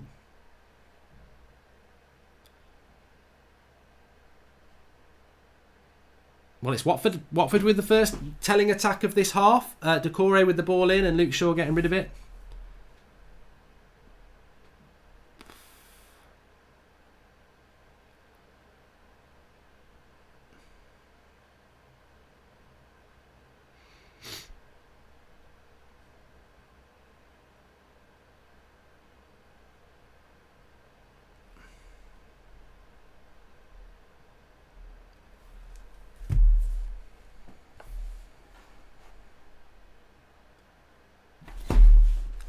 Fuck off! Pissing hell! 1-1 from a corner. Troy Dealey. Could be a VAR. VAR to the rescue, please. You can't be conceding here. Harry Maguire's convinced there's a handball on this, but...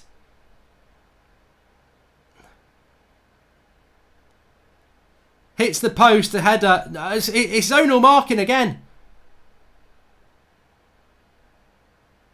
Still 1-0. No goal. No goal. Watford think they've equalised. Varchester United again. I don't care. I don't care. We need the points today. We need the points today. It's no goal. So Troy Deeney thinks he's scored, but it has been disallowed.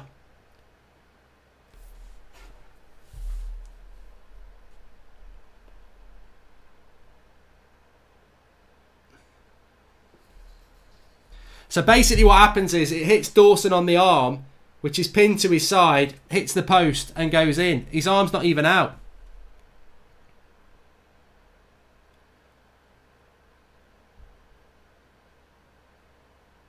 I don't think that's a handball either, because it's going to hit his body, isn't it? His arm's next to his bowl.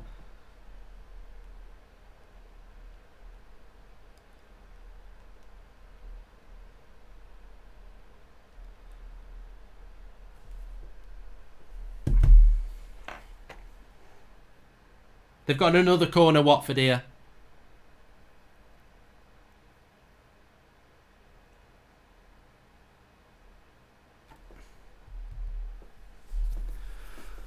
We're like a Poundland Liverpool now, aren't we? We just get everything going our way in the battle for fifth instead of the battle for the title.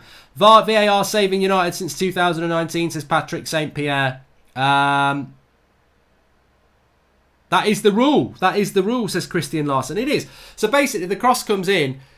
It hits him there. His hand is by his side, but it hits him there. So it is his hand, I suppose. Well, it is. Although it might sound a bit silly, but kudos for you, Mark, for speaking so highly of Bruno for so long, because I think you've somehow triggered the Glazers' wallets gone by him. Cheers, mate, says Mikael Haranson. I wish the Glazers listened to what we say, but he's a great player. Rashford plus Pogba would be good today. Top 3 doing bits, says obviously Hayden. Well, we've rode our luck a little bit there. We should be... Like, Harry Maguire should have been sent off against Chelsea. We won 2-0. It should be 1-1. You know, he doesn't need to get his hand on that. It's a legit goal as far as I'm concerned. It's a legit goal that's been cancelled because it does hit his arm. But it's not...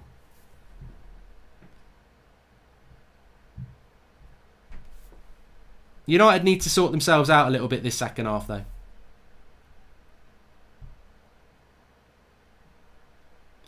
United nearly catching Watford on the break though, and that's the that is the tactic today. Dan James here getting down the left hand side. It's a lovely ball by Dan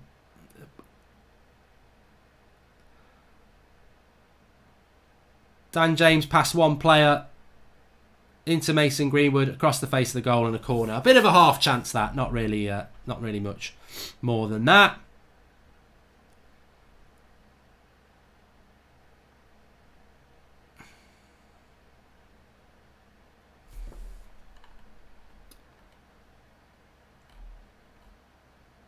I'm scared to criticise Martial now because it will be called an agenda. Can't keep coddling a grown man. He should have been there, says T-Rix. Go get it.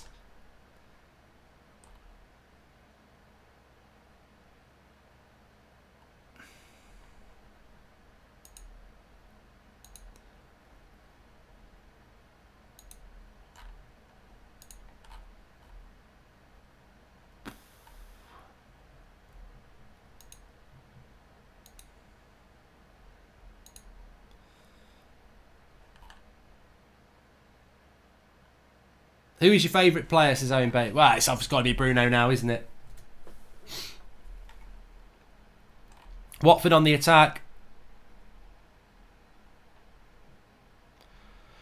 I think Dan James has been immense this half, yes. When Pogba gets back, we need to have a midfield with Fred, Holding, Bruno and Pogba feeding the forwards and threading balls through. Those three together will solve a lot of our creative problems, says Jace Mellis. I think this Fred... Pogba, Bruno midfield that we all want to see. I mean, what part of your mind, and I'm one of those people, what part of your mind makes you think Ole Gunnar Solskjaer's going to do that? We're still playing 2 holding midfielders at home.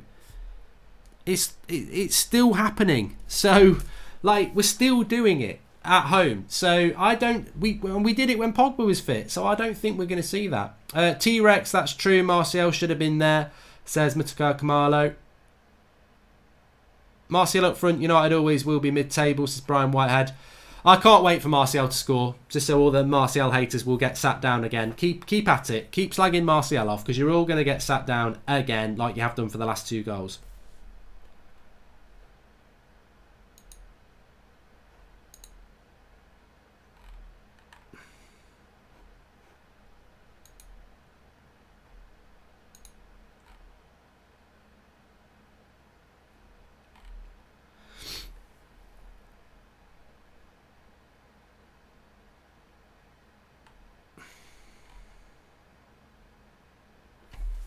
And you're all about to get shut up, aren't you? I love it.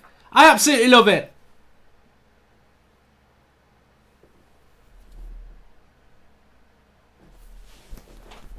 Anthony Martial. Every time you criticise him, Anthony Martial. Shut your mouths. Shut your mouths up. It's Anthony Martial. It's 2-0. It's game over. It's Manchester United. He's as cold as ice. Someone call a doctor. Because Anthony Martial, he gets through. He shoots against Ben Foster. He does a bit of skill. And then he dinks it over him. Mwah! That's world class. That is absolutely world class. And every single one of you in the live comments. Oh, Martial, he's too lazy. He's crap. Go back 5 minutes. Read the live comments. Go back and do it. Anthony Martial's lazy. Anthony Martial's crap. Anthony Martial puts it in the back of the net. That's 3 in 3. And he has shut down this agenda that some Manchester United fans have against this player. 3 in 3. 3 wins in 3. Well, no, we didn't beat Bruges, but 3 goals in 3. And it's just quality. It's class. It's a number 9. It's a little dink. It's game over. You look like idiots. Stop slagging off a number 9 with no service who makes goals out of nothing and is still scoring goals. 3 on 3. I just wish he hadn't been injured at the start of the season, because I said at the start of the season he'll outscore Aubameyang, and Arsenal fans framed it and retweeted it and were like, oh, it's never going to happen. Well, I tell you what, he would have done it. He would have done it, because the boy is class, and you lot don't get it. You start slagging him off after 5 minutes, after 40 minutes. He's got 90 minutes to do his bits, and he's done it, and it's 2-0, and it's Anthony Martial, and it's game over. 2-0. Love it. Love it. You absolute prats. I love you, really, but you know what I mean? Just your agenda. Keep slagging him off. Keep doing it, because he will sit you down. And he has done it all week. That's 3 goals in 6 days. Lovely goal as well.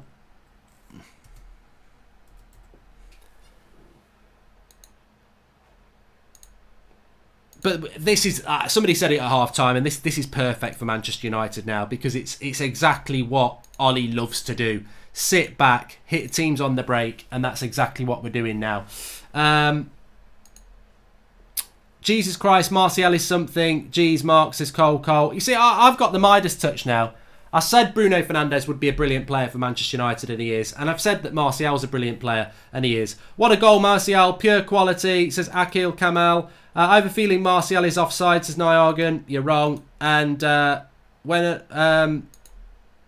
Bruno with the assist as well. You haters, go put some respect and credit on his name. Exactly. I haven't even done my tweet yet. I'm going to have to do that as well. Take him out.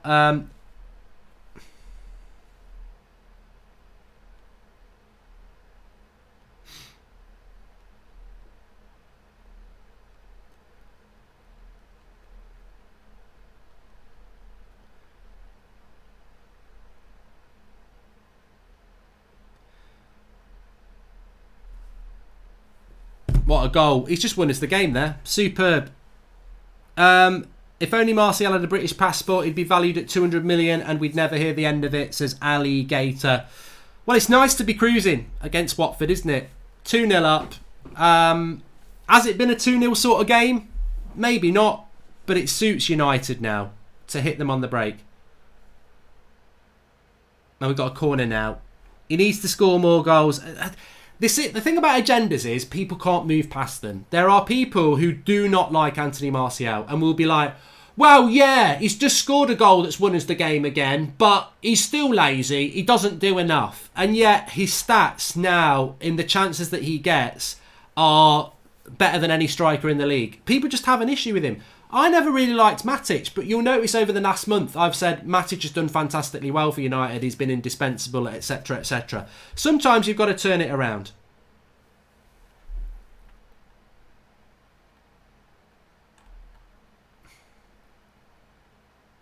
Ben Tuckley. Mark, you were literally raging at Martial for drifting off a few weeks ago. You've just answered your own bloody question, mate. I think we all know at the end of January Martial wasn't doing great. I never said drop him. I said he wasn't doing great. I've always said he's my favourite player, obviously with Bruno now. But people go through bad bits of form. I never said sell him. I never said he was shit. I never said he's lazy. I think he's a great player. Red Baron, but Martial is lazy. Yeah, I love rubbing it in on people who think that Martial's a crap player, because he's just not.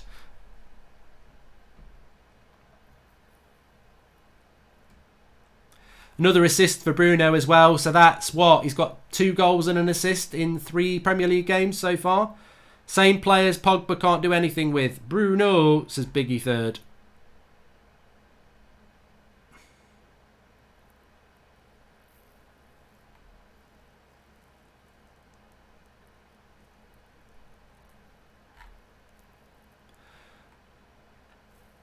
Pogba should be happy to join this squad now, says John Cardosa.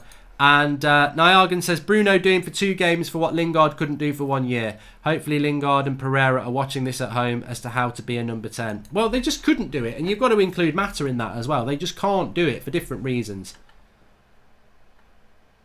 Actually, Amav is right as well. It won't go down as an assist for Bruno Fernandes anyway, will it? It won't be an assist for Bruno because he actually has a shot and Foster saves it. So it won't go down as an assist. Mason Greenwood's just gone close for United as well there.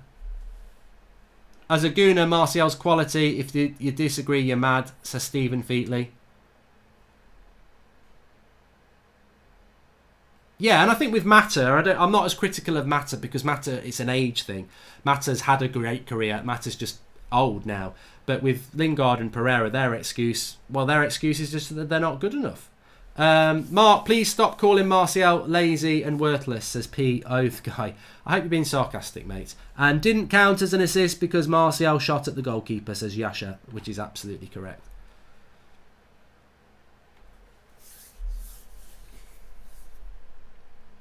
$50 million down the drain. Oops, Tony Martial scores again, says Ross Gallagher.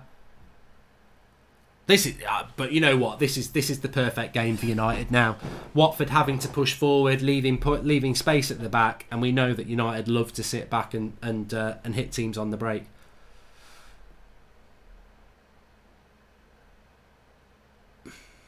I would, for all everyone talking about Agallo, I would be thinking about getting Agallo on now.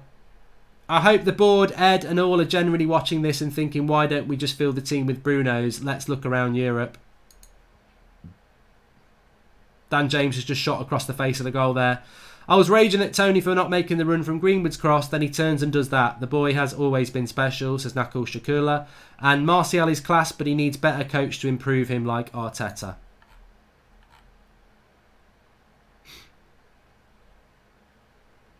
I think Dan James has been great today. Yeah. What's his long-term future, I don't know. Is he a bit of a one-trick pony? Yep. P-off guy's trying to make me laugh. Thanks, pal.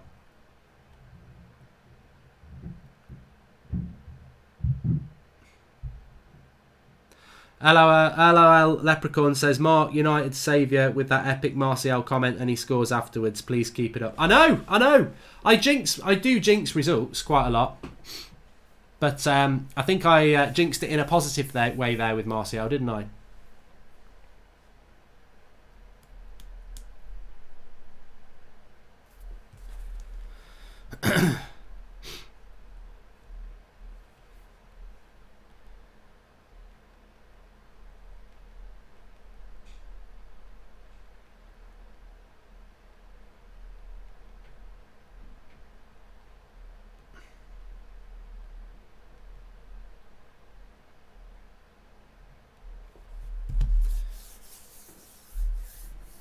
Martial is definitely quality, but I genuinely feel he would be better utilised right now playing wide and a natural like Greenwood up front, says Alex Billing. I think this could end up 3 or 4-0, which would be great for United because Watford are having to press forward. I mean, if Watford get one back, they've still got 20 minutes to get a second, but they're having to press forward a lot, aren't they? Yellow card there for a foul on Martial as we break through.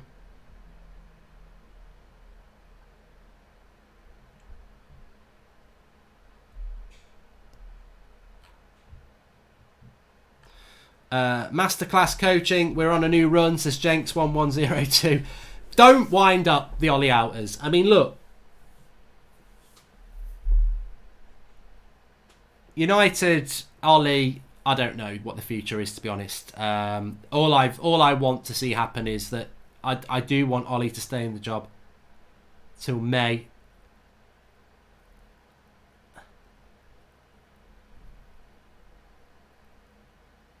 Goal kick there, Harry Maguire just heading it wide. It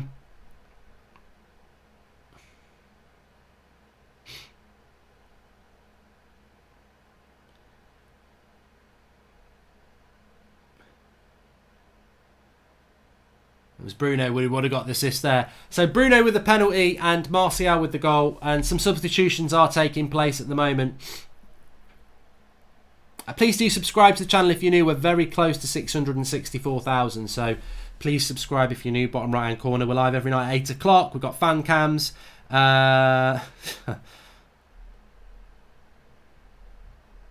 Apparently, I'm just going to check Twitter, but apparently we've already got the clip of me saying that about Martial.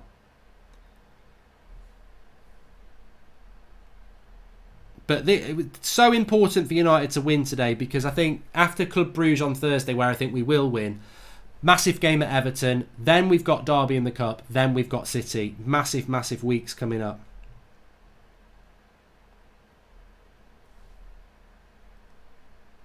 Anthony Martial. And you're all about to get shut up, aren't you? I love it.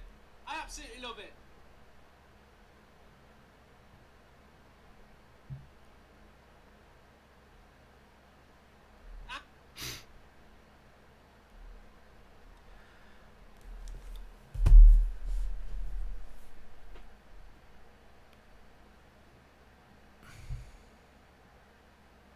Bryant Hagen says that Dan James has been a menace today. We need 2 or 3 more Bruno quality players and we can hopefully start to compete, says Checkers. I still, look, let's have the conversation, because I think we're comfortable here. Let's have the conversation. Does this result today or last week against Chelsea make you think Solskjaer is a future Manchester United manager? Because for me, I still don't see it. I don't. I think what we're seeing here is quality players, not quality coaching. I still think Watford could have scored 2 goals. I still think Chelsea should have scored 2 goals on Monday. I still think playing 2 centre defensive midfielders is way too negative for Old Trafford. But, as I said before, Pochettino or whoever, they're not going to take the job until May. And I don't want an interim manager. So for me, I just want to see United get into the Champions League, and then I would hope the club will still make an educated decision on the fact that the football's not good enough. But you don't know what's going to happen. But I still think the tactics aren't good enough. But I do feel a lot more positive watching United. But I still don't think we're there yet. But having said that, what we've done today, if we get over the line, which I think we will, is we've beaten Chelsea away, and then we've gone and won the game at home that we always don't win. And then next week against Everton, maybe because we've won a couple of games, we'll have the confidence and momentum to go and beat them. And if we beat Everton next week, I tell you what, Man City, you could almost say, well, maybe we will lose, but a draw would be good. And then beat Spurs, and you've taken 12, 13 points from 15. You're probably going to get 4th, and that's what we've got to do. Happy with the win, but still Ollie out and Poch in, to Shaka Phillips.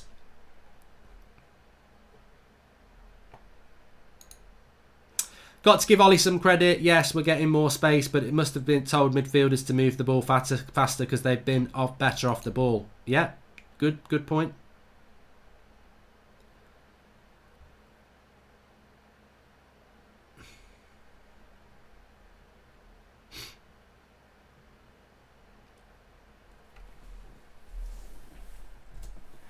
Paul Hewitt says you won't beat Everton. Well, I'm gonna enjoy watching Everton in a relaxed. I'm not doing a watch along for Everton Arsenal today. I'm just going to enjoy watching it in a relaxed environment and really see what Everton are all about later on. Because I don't think either of those two teams can get top 4, but.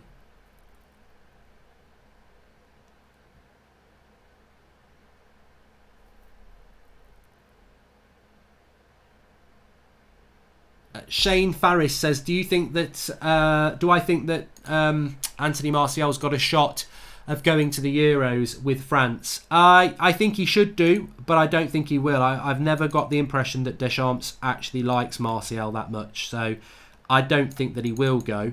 But I agree that maybe he should do. I mean, what's the story with Martial and his goal scoring record at the moment? Because as far as I'm concerned,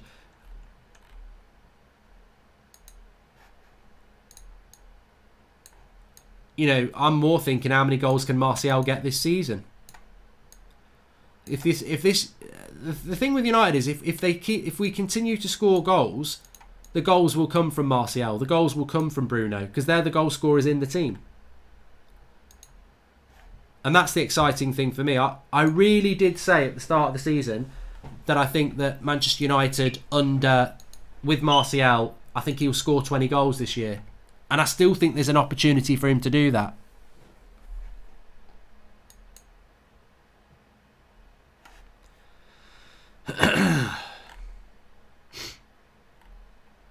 But I'm just very, very happy that we've got this result today. I think it's so important to do it and give us that platform of 6 points, because I don't think many United fans thought we would do that. And I think I was one of those as well. I felt that, if you'd said to me we're going to get 6 points from Chelsea and Watford, I'd have said, that's a pretty good. And it's 3-0, and it's Mason Greenwood.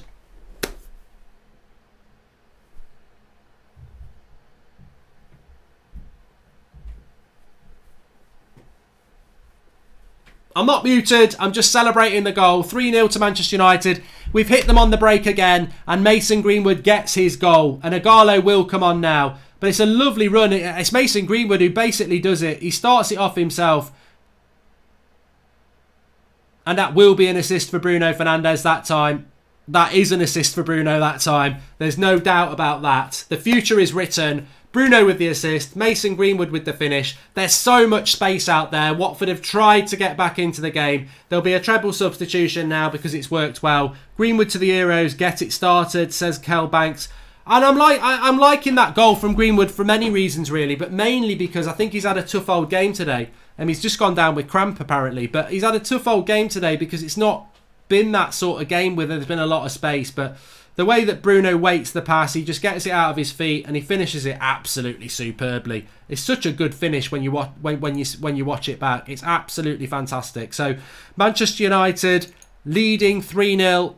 And again, we've gone and done what we've done a couple of times this season. Norwich, Brighton, these relegation candidates are now being put to the sword quite comfortably. But it's his left foot. He's got such a wonder. We should be seeing the wand of the left foot actually, but stunning finish, lovely goal, so much space to run into. It has been the dream ticket for an Ole Gunnar Solskjaer side. Watford needed to attack. They need the points. They need to stay up. There's no point in them keeping it tight at the back. They've tried to do it. United have soaked it like a sponge and hit on the break fast. United's plan A, we were talking about this back in October. If a team lets us do what we've done today, we'll beat them 3 or 4-0. Have we dominated the ball in the second half? Have we had chance after chance after chance in the second half? No. Have we been clinical on the break? Yes. Yes, we have.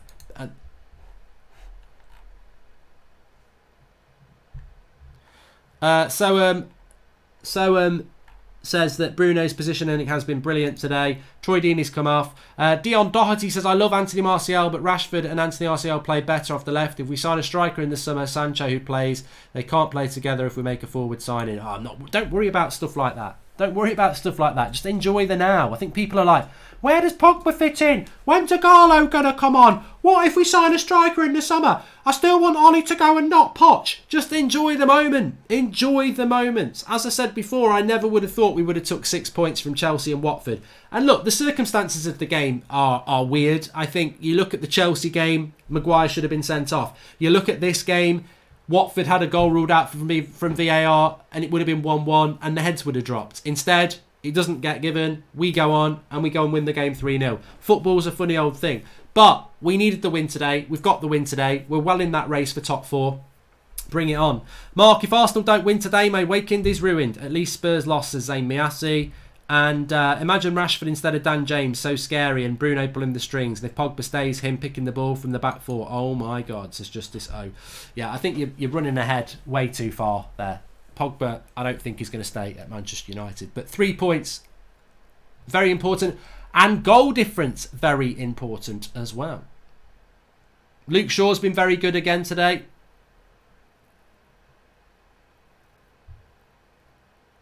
Matic, Ighalo and Chong all coming on. Well, the game's been put to bed, hasn't it, with 10 minutes to go. Comfortably done that. I'll tell you what I wanted to have a little check about as well.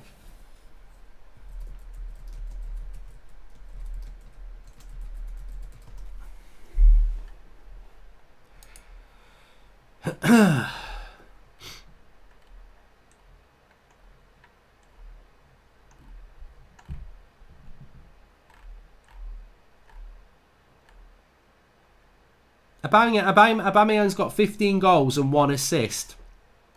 And Anthony Martial's got 10 goals and 3 assists. And he's played 1,637 minutes. 1,637 minutes. And Aubameyang's played 2,125 minutes. So this is what I mean. I think Martial would have outscored Aubameyang if he'd played the same amount of games. McTominay coming back on with 3-0. He's going to love that. Nice and easy.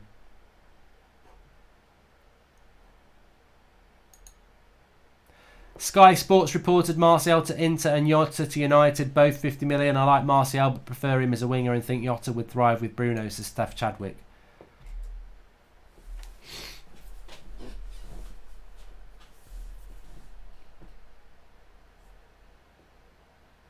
I think Wolves play Tottenham next, actually, Zoltan. I think next weekend it's Wolves-Tottenham.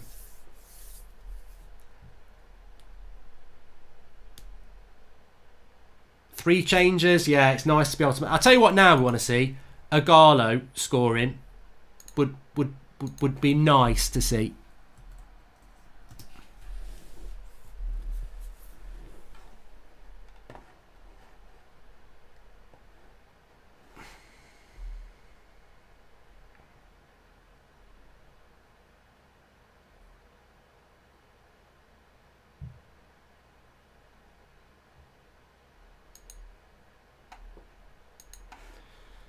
Maguire's just tried a scissor kick. Didn't quite go in. It was Matic who dinked it over to the back post, and Maguire trying some sort of volley that just went over. It would have been a classic if it had gone in, but it didn't happen. Mark, please don't say we whine because we have different ideas about where we want Martial playing. As you say, we are entitled to our opinions, says Alex Billin. Of course you're entitled to your opinions, mate, but he's got 3 goals in 3 games as a number 9, so your opinion is somewhat dubious. And it's not like he's getting loads of chances, is he? The goal against Chelsea was world class. The goal against Bruges he created himself, and the goal today, he gets a decent ball into him from Bruno, and he scores a goal. So I will fight it vigorously that Anthony Martial should not be playing anywhere else other than number 9. His stats this season are very, very good.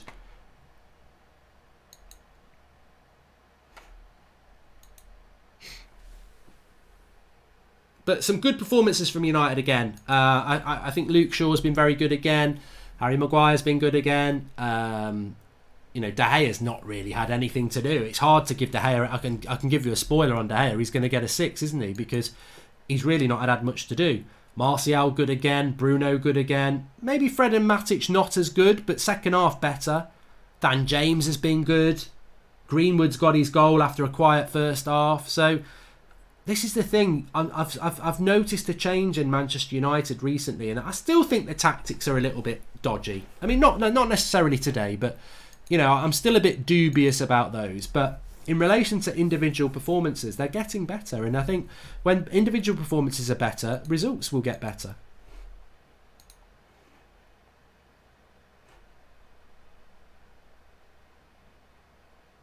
So, who's Ollie at the wheel now? Get in the live comments. How are you feeling? Are you Ollie at the wheel? Live comments, tell us what you're feeling about it. 6 points in 2 games for Ollie. 7 points in his last 3 league games, I'm saying.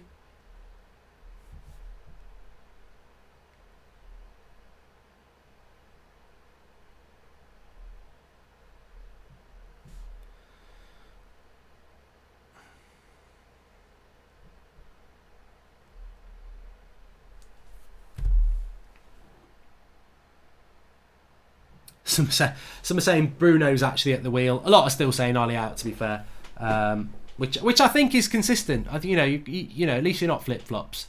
At least you're not flip flops. I think that's always important. A few people saying the quality of the play has actually been very bad today. So we've got about 10 minutes to go in this game, and look, it's nice to have a home game after an away win against Chelsea where we're comfortable. And these performances are now what United need to keep. Consistency has been mentioned so many times with United, and it's consistently that we need.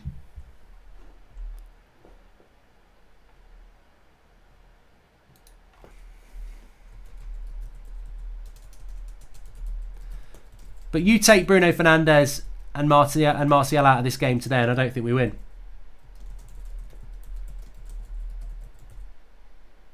Oh! Agallo, on his Old Trafford full debut, has a chance to score, and he's at the post. Let's hope he's not going to be that type of player that misses chances.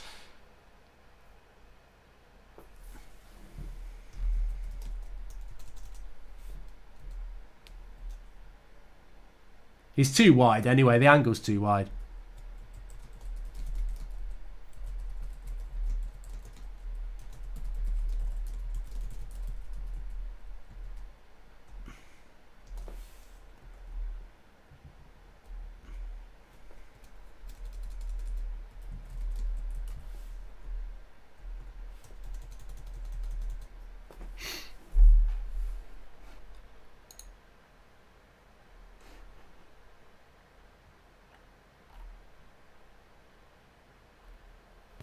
Good chance for Agallo, but, you know, he goes a little bit wide, to be fair.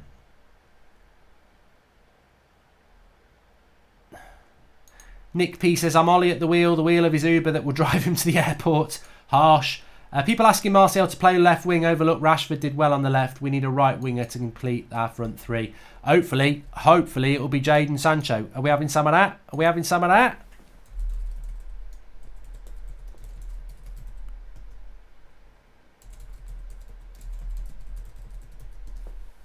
A good win for Manchester United today.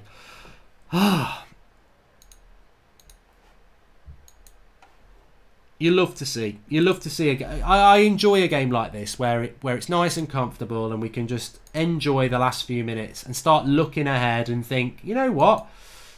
Can we go to Goodison Park next week and win? I mean, I think we do need to win. I think we're in that situation now where, you know, you might think a draw at Goodison's a good result, and maybe it is. But I think in the larger scheme of things, where we are now, we do need to go and win there.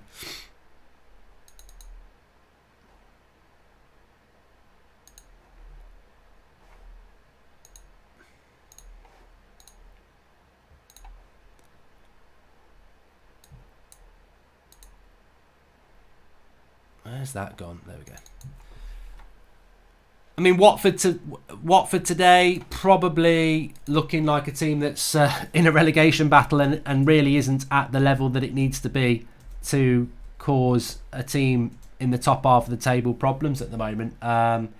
They just haven't looked that good, Watford. I said before the game I didn't think they would score today, and that's been proved right so far. All right, VAR helped us a little bit, but technically it was right. I think United, we always look like we will be clinical if we get the chances. The problem for United has been the chances. And I think today, one thing I said at the start of the game is that we had to go out and score some goals today. But not only that, create chances. And I think what we've done really, really well is create chances today, and therefore we've scored goals. So yeah, I'm happy with them 3 points. It puts us up to 5th place. It puts us 3 points behind Chelsea. Chelsea go to Bournemouth next week. We go to Everton. You know, if we can mirror their results or better it, that'd be great. I don't necessarily think that Chelsea are going to win next week. But then again, I don't necessarily say we're going to win. But we don't want to be losing any ground on Chelsea now. I think week to week, we've got to try and just put that pressure on Chelsea and stay in the top 4 race. 3 points, and you never know, Leicester 9 points off Leicester, we might be able to pull them into that. I mean, Chelsea are only 6 points behind Leicester, so we might be able to pull them into it.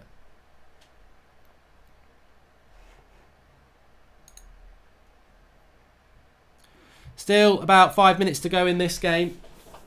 Obviously it's died down a little bit now.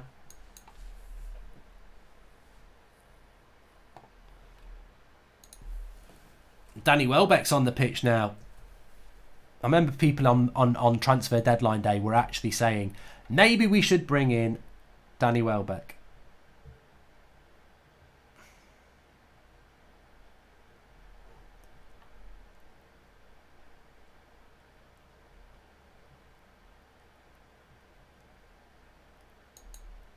Tahith Chong there with a good run and a good shot. I'd love to see Chong and Gomez staying at Manchester United, you know. I really would. Gomez not even on the bench again today, but Chong has been used a little bit in the last few sort of games. I would love to see Chong stay at United, and I would love to see Manchester United keep both players, but I don't think it's looking I don't think it's looking promising, to be honest.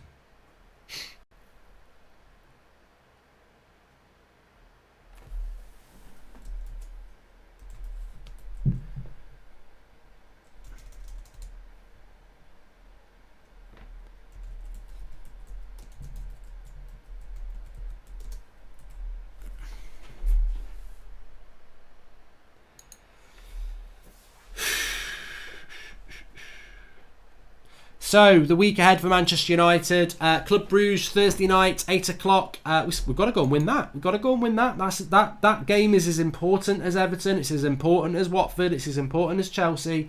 Some really good run of games for Manchester United now. Consistency is going to be key, and any slip-up at this point of the season could be costly. I think, you know, if we lose another league game in the next month, we could be massively impacting on our top 4 chances. I think if we... Obviously, if we lose a Europa League game, we're probably putting ourselves out of that. So we've got to keep up this consistency from now until the end of for the next month anyway. We've got to give ourselves a platform to work off.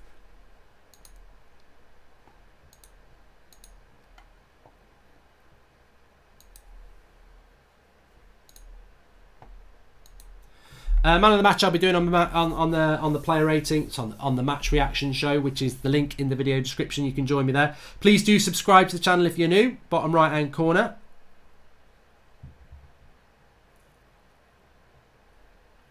But nice end to the weekend for us Manchester United fans.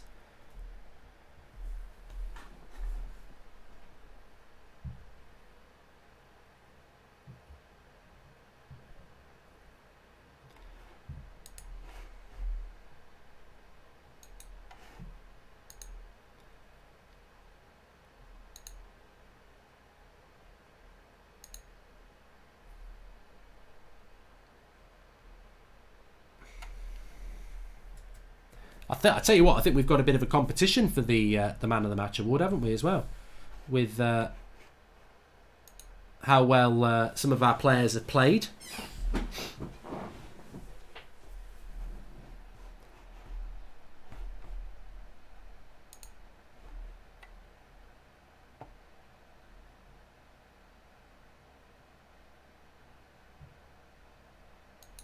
Tony, bundles of class, apparently no work rate. Berbatov made a career out of that. Hope he becomes a Man United legend, says Lee Galdart. Oh, but Martial's way better than that.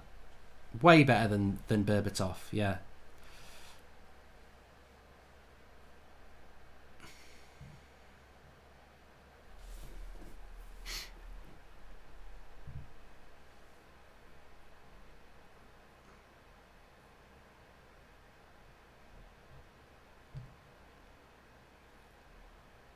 MUTV have just given the man of the match to Dan James. I'm not giving it to Dan James. I'll give you a spoiler there. I'm not going to give it to Dan James. You can have my spoiler on that. But look, thanks everyone for watching. It's always a difficult stream when it's not on the telly in the UK because you've got a bloody radio in, you're looking at the live comments. It's not ideal, but what is ideal is we do... Weirdly enough, we do tend to win these games when we're not on the telly, and we've won comfortably today. It won't go down as 2 assists for Bruno Fernandes today. It'll go down as 1 technically, although he had a massive part to play in it. But it is full time. Manchester United win 3-0. Somebody just said Ollie out still. I'm happy to talk about that on the match reaction. We'll also be doing the player ratings on there as well. Join me there. I'll be live in about a minute's time. The link is in the video description, or you can go through the homepage. I will see you for the match reaction there in about 60 seconds. But United get the 3 points they deserve. Will I give Luke Shaw man of the match? Ooh, have I given you a little teaser? I'll see you in a minute. The link's in the video description.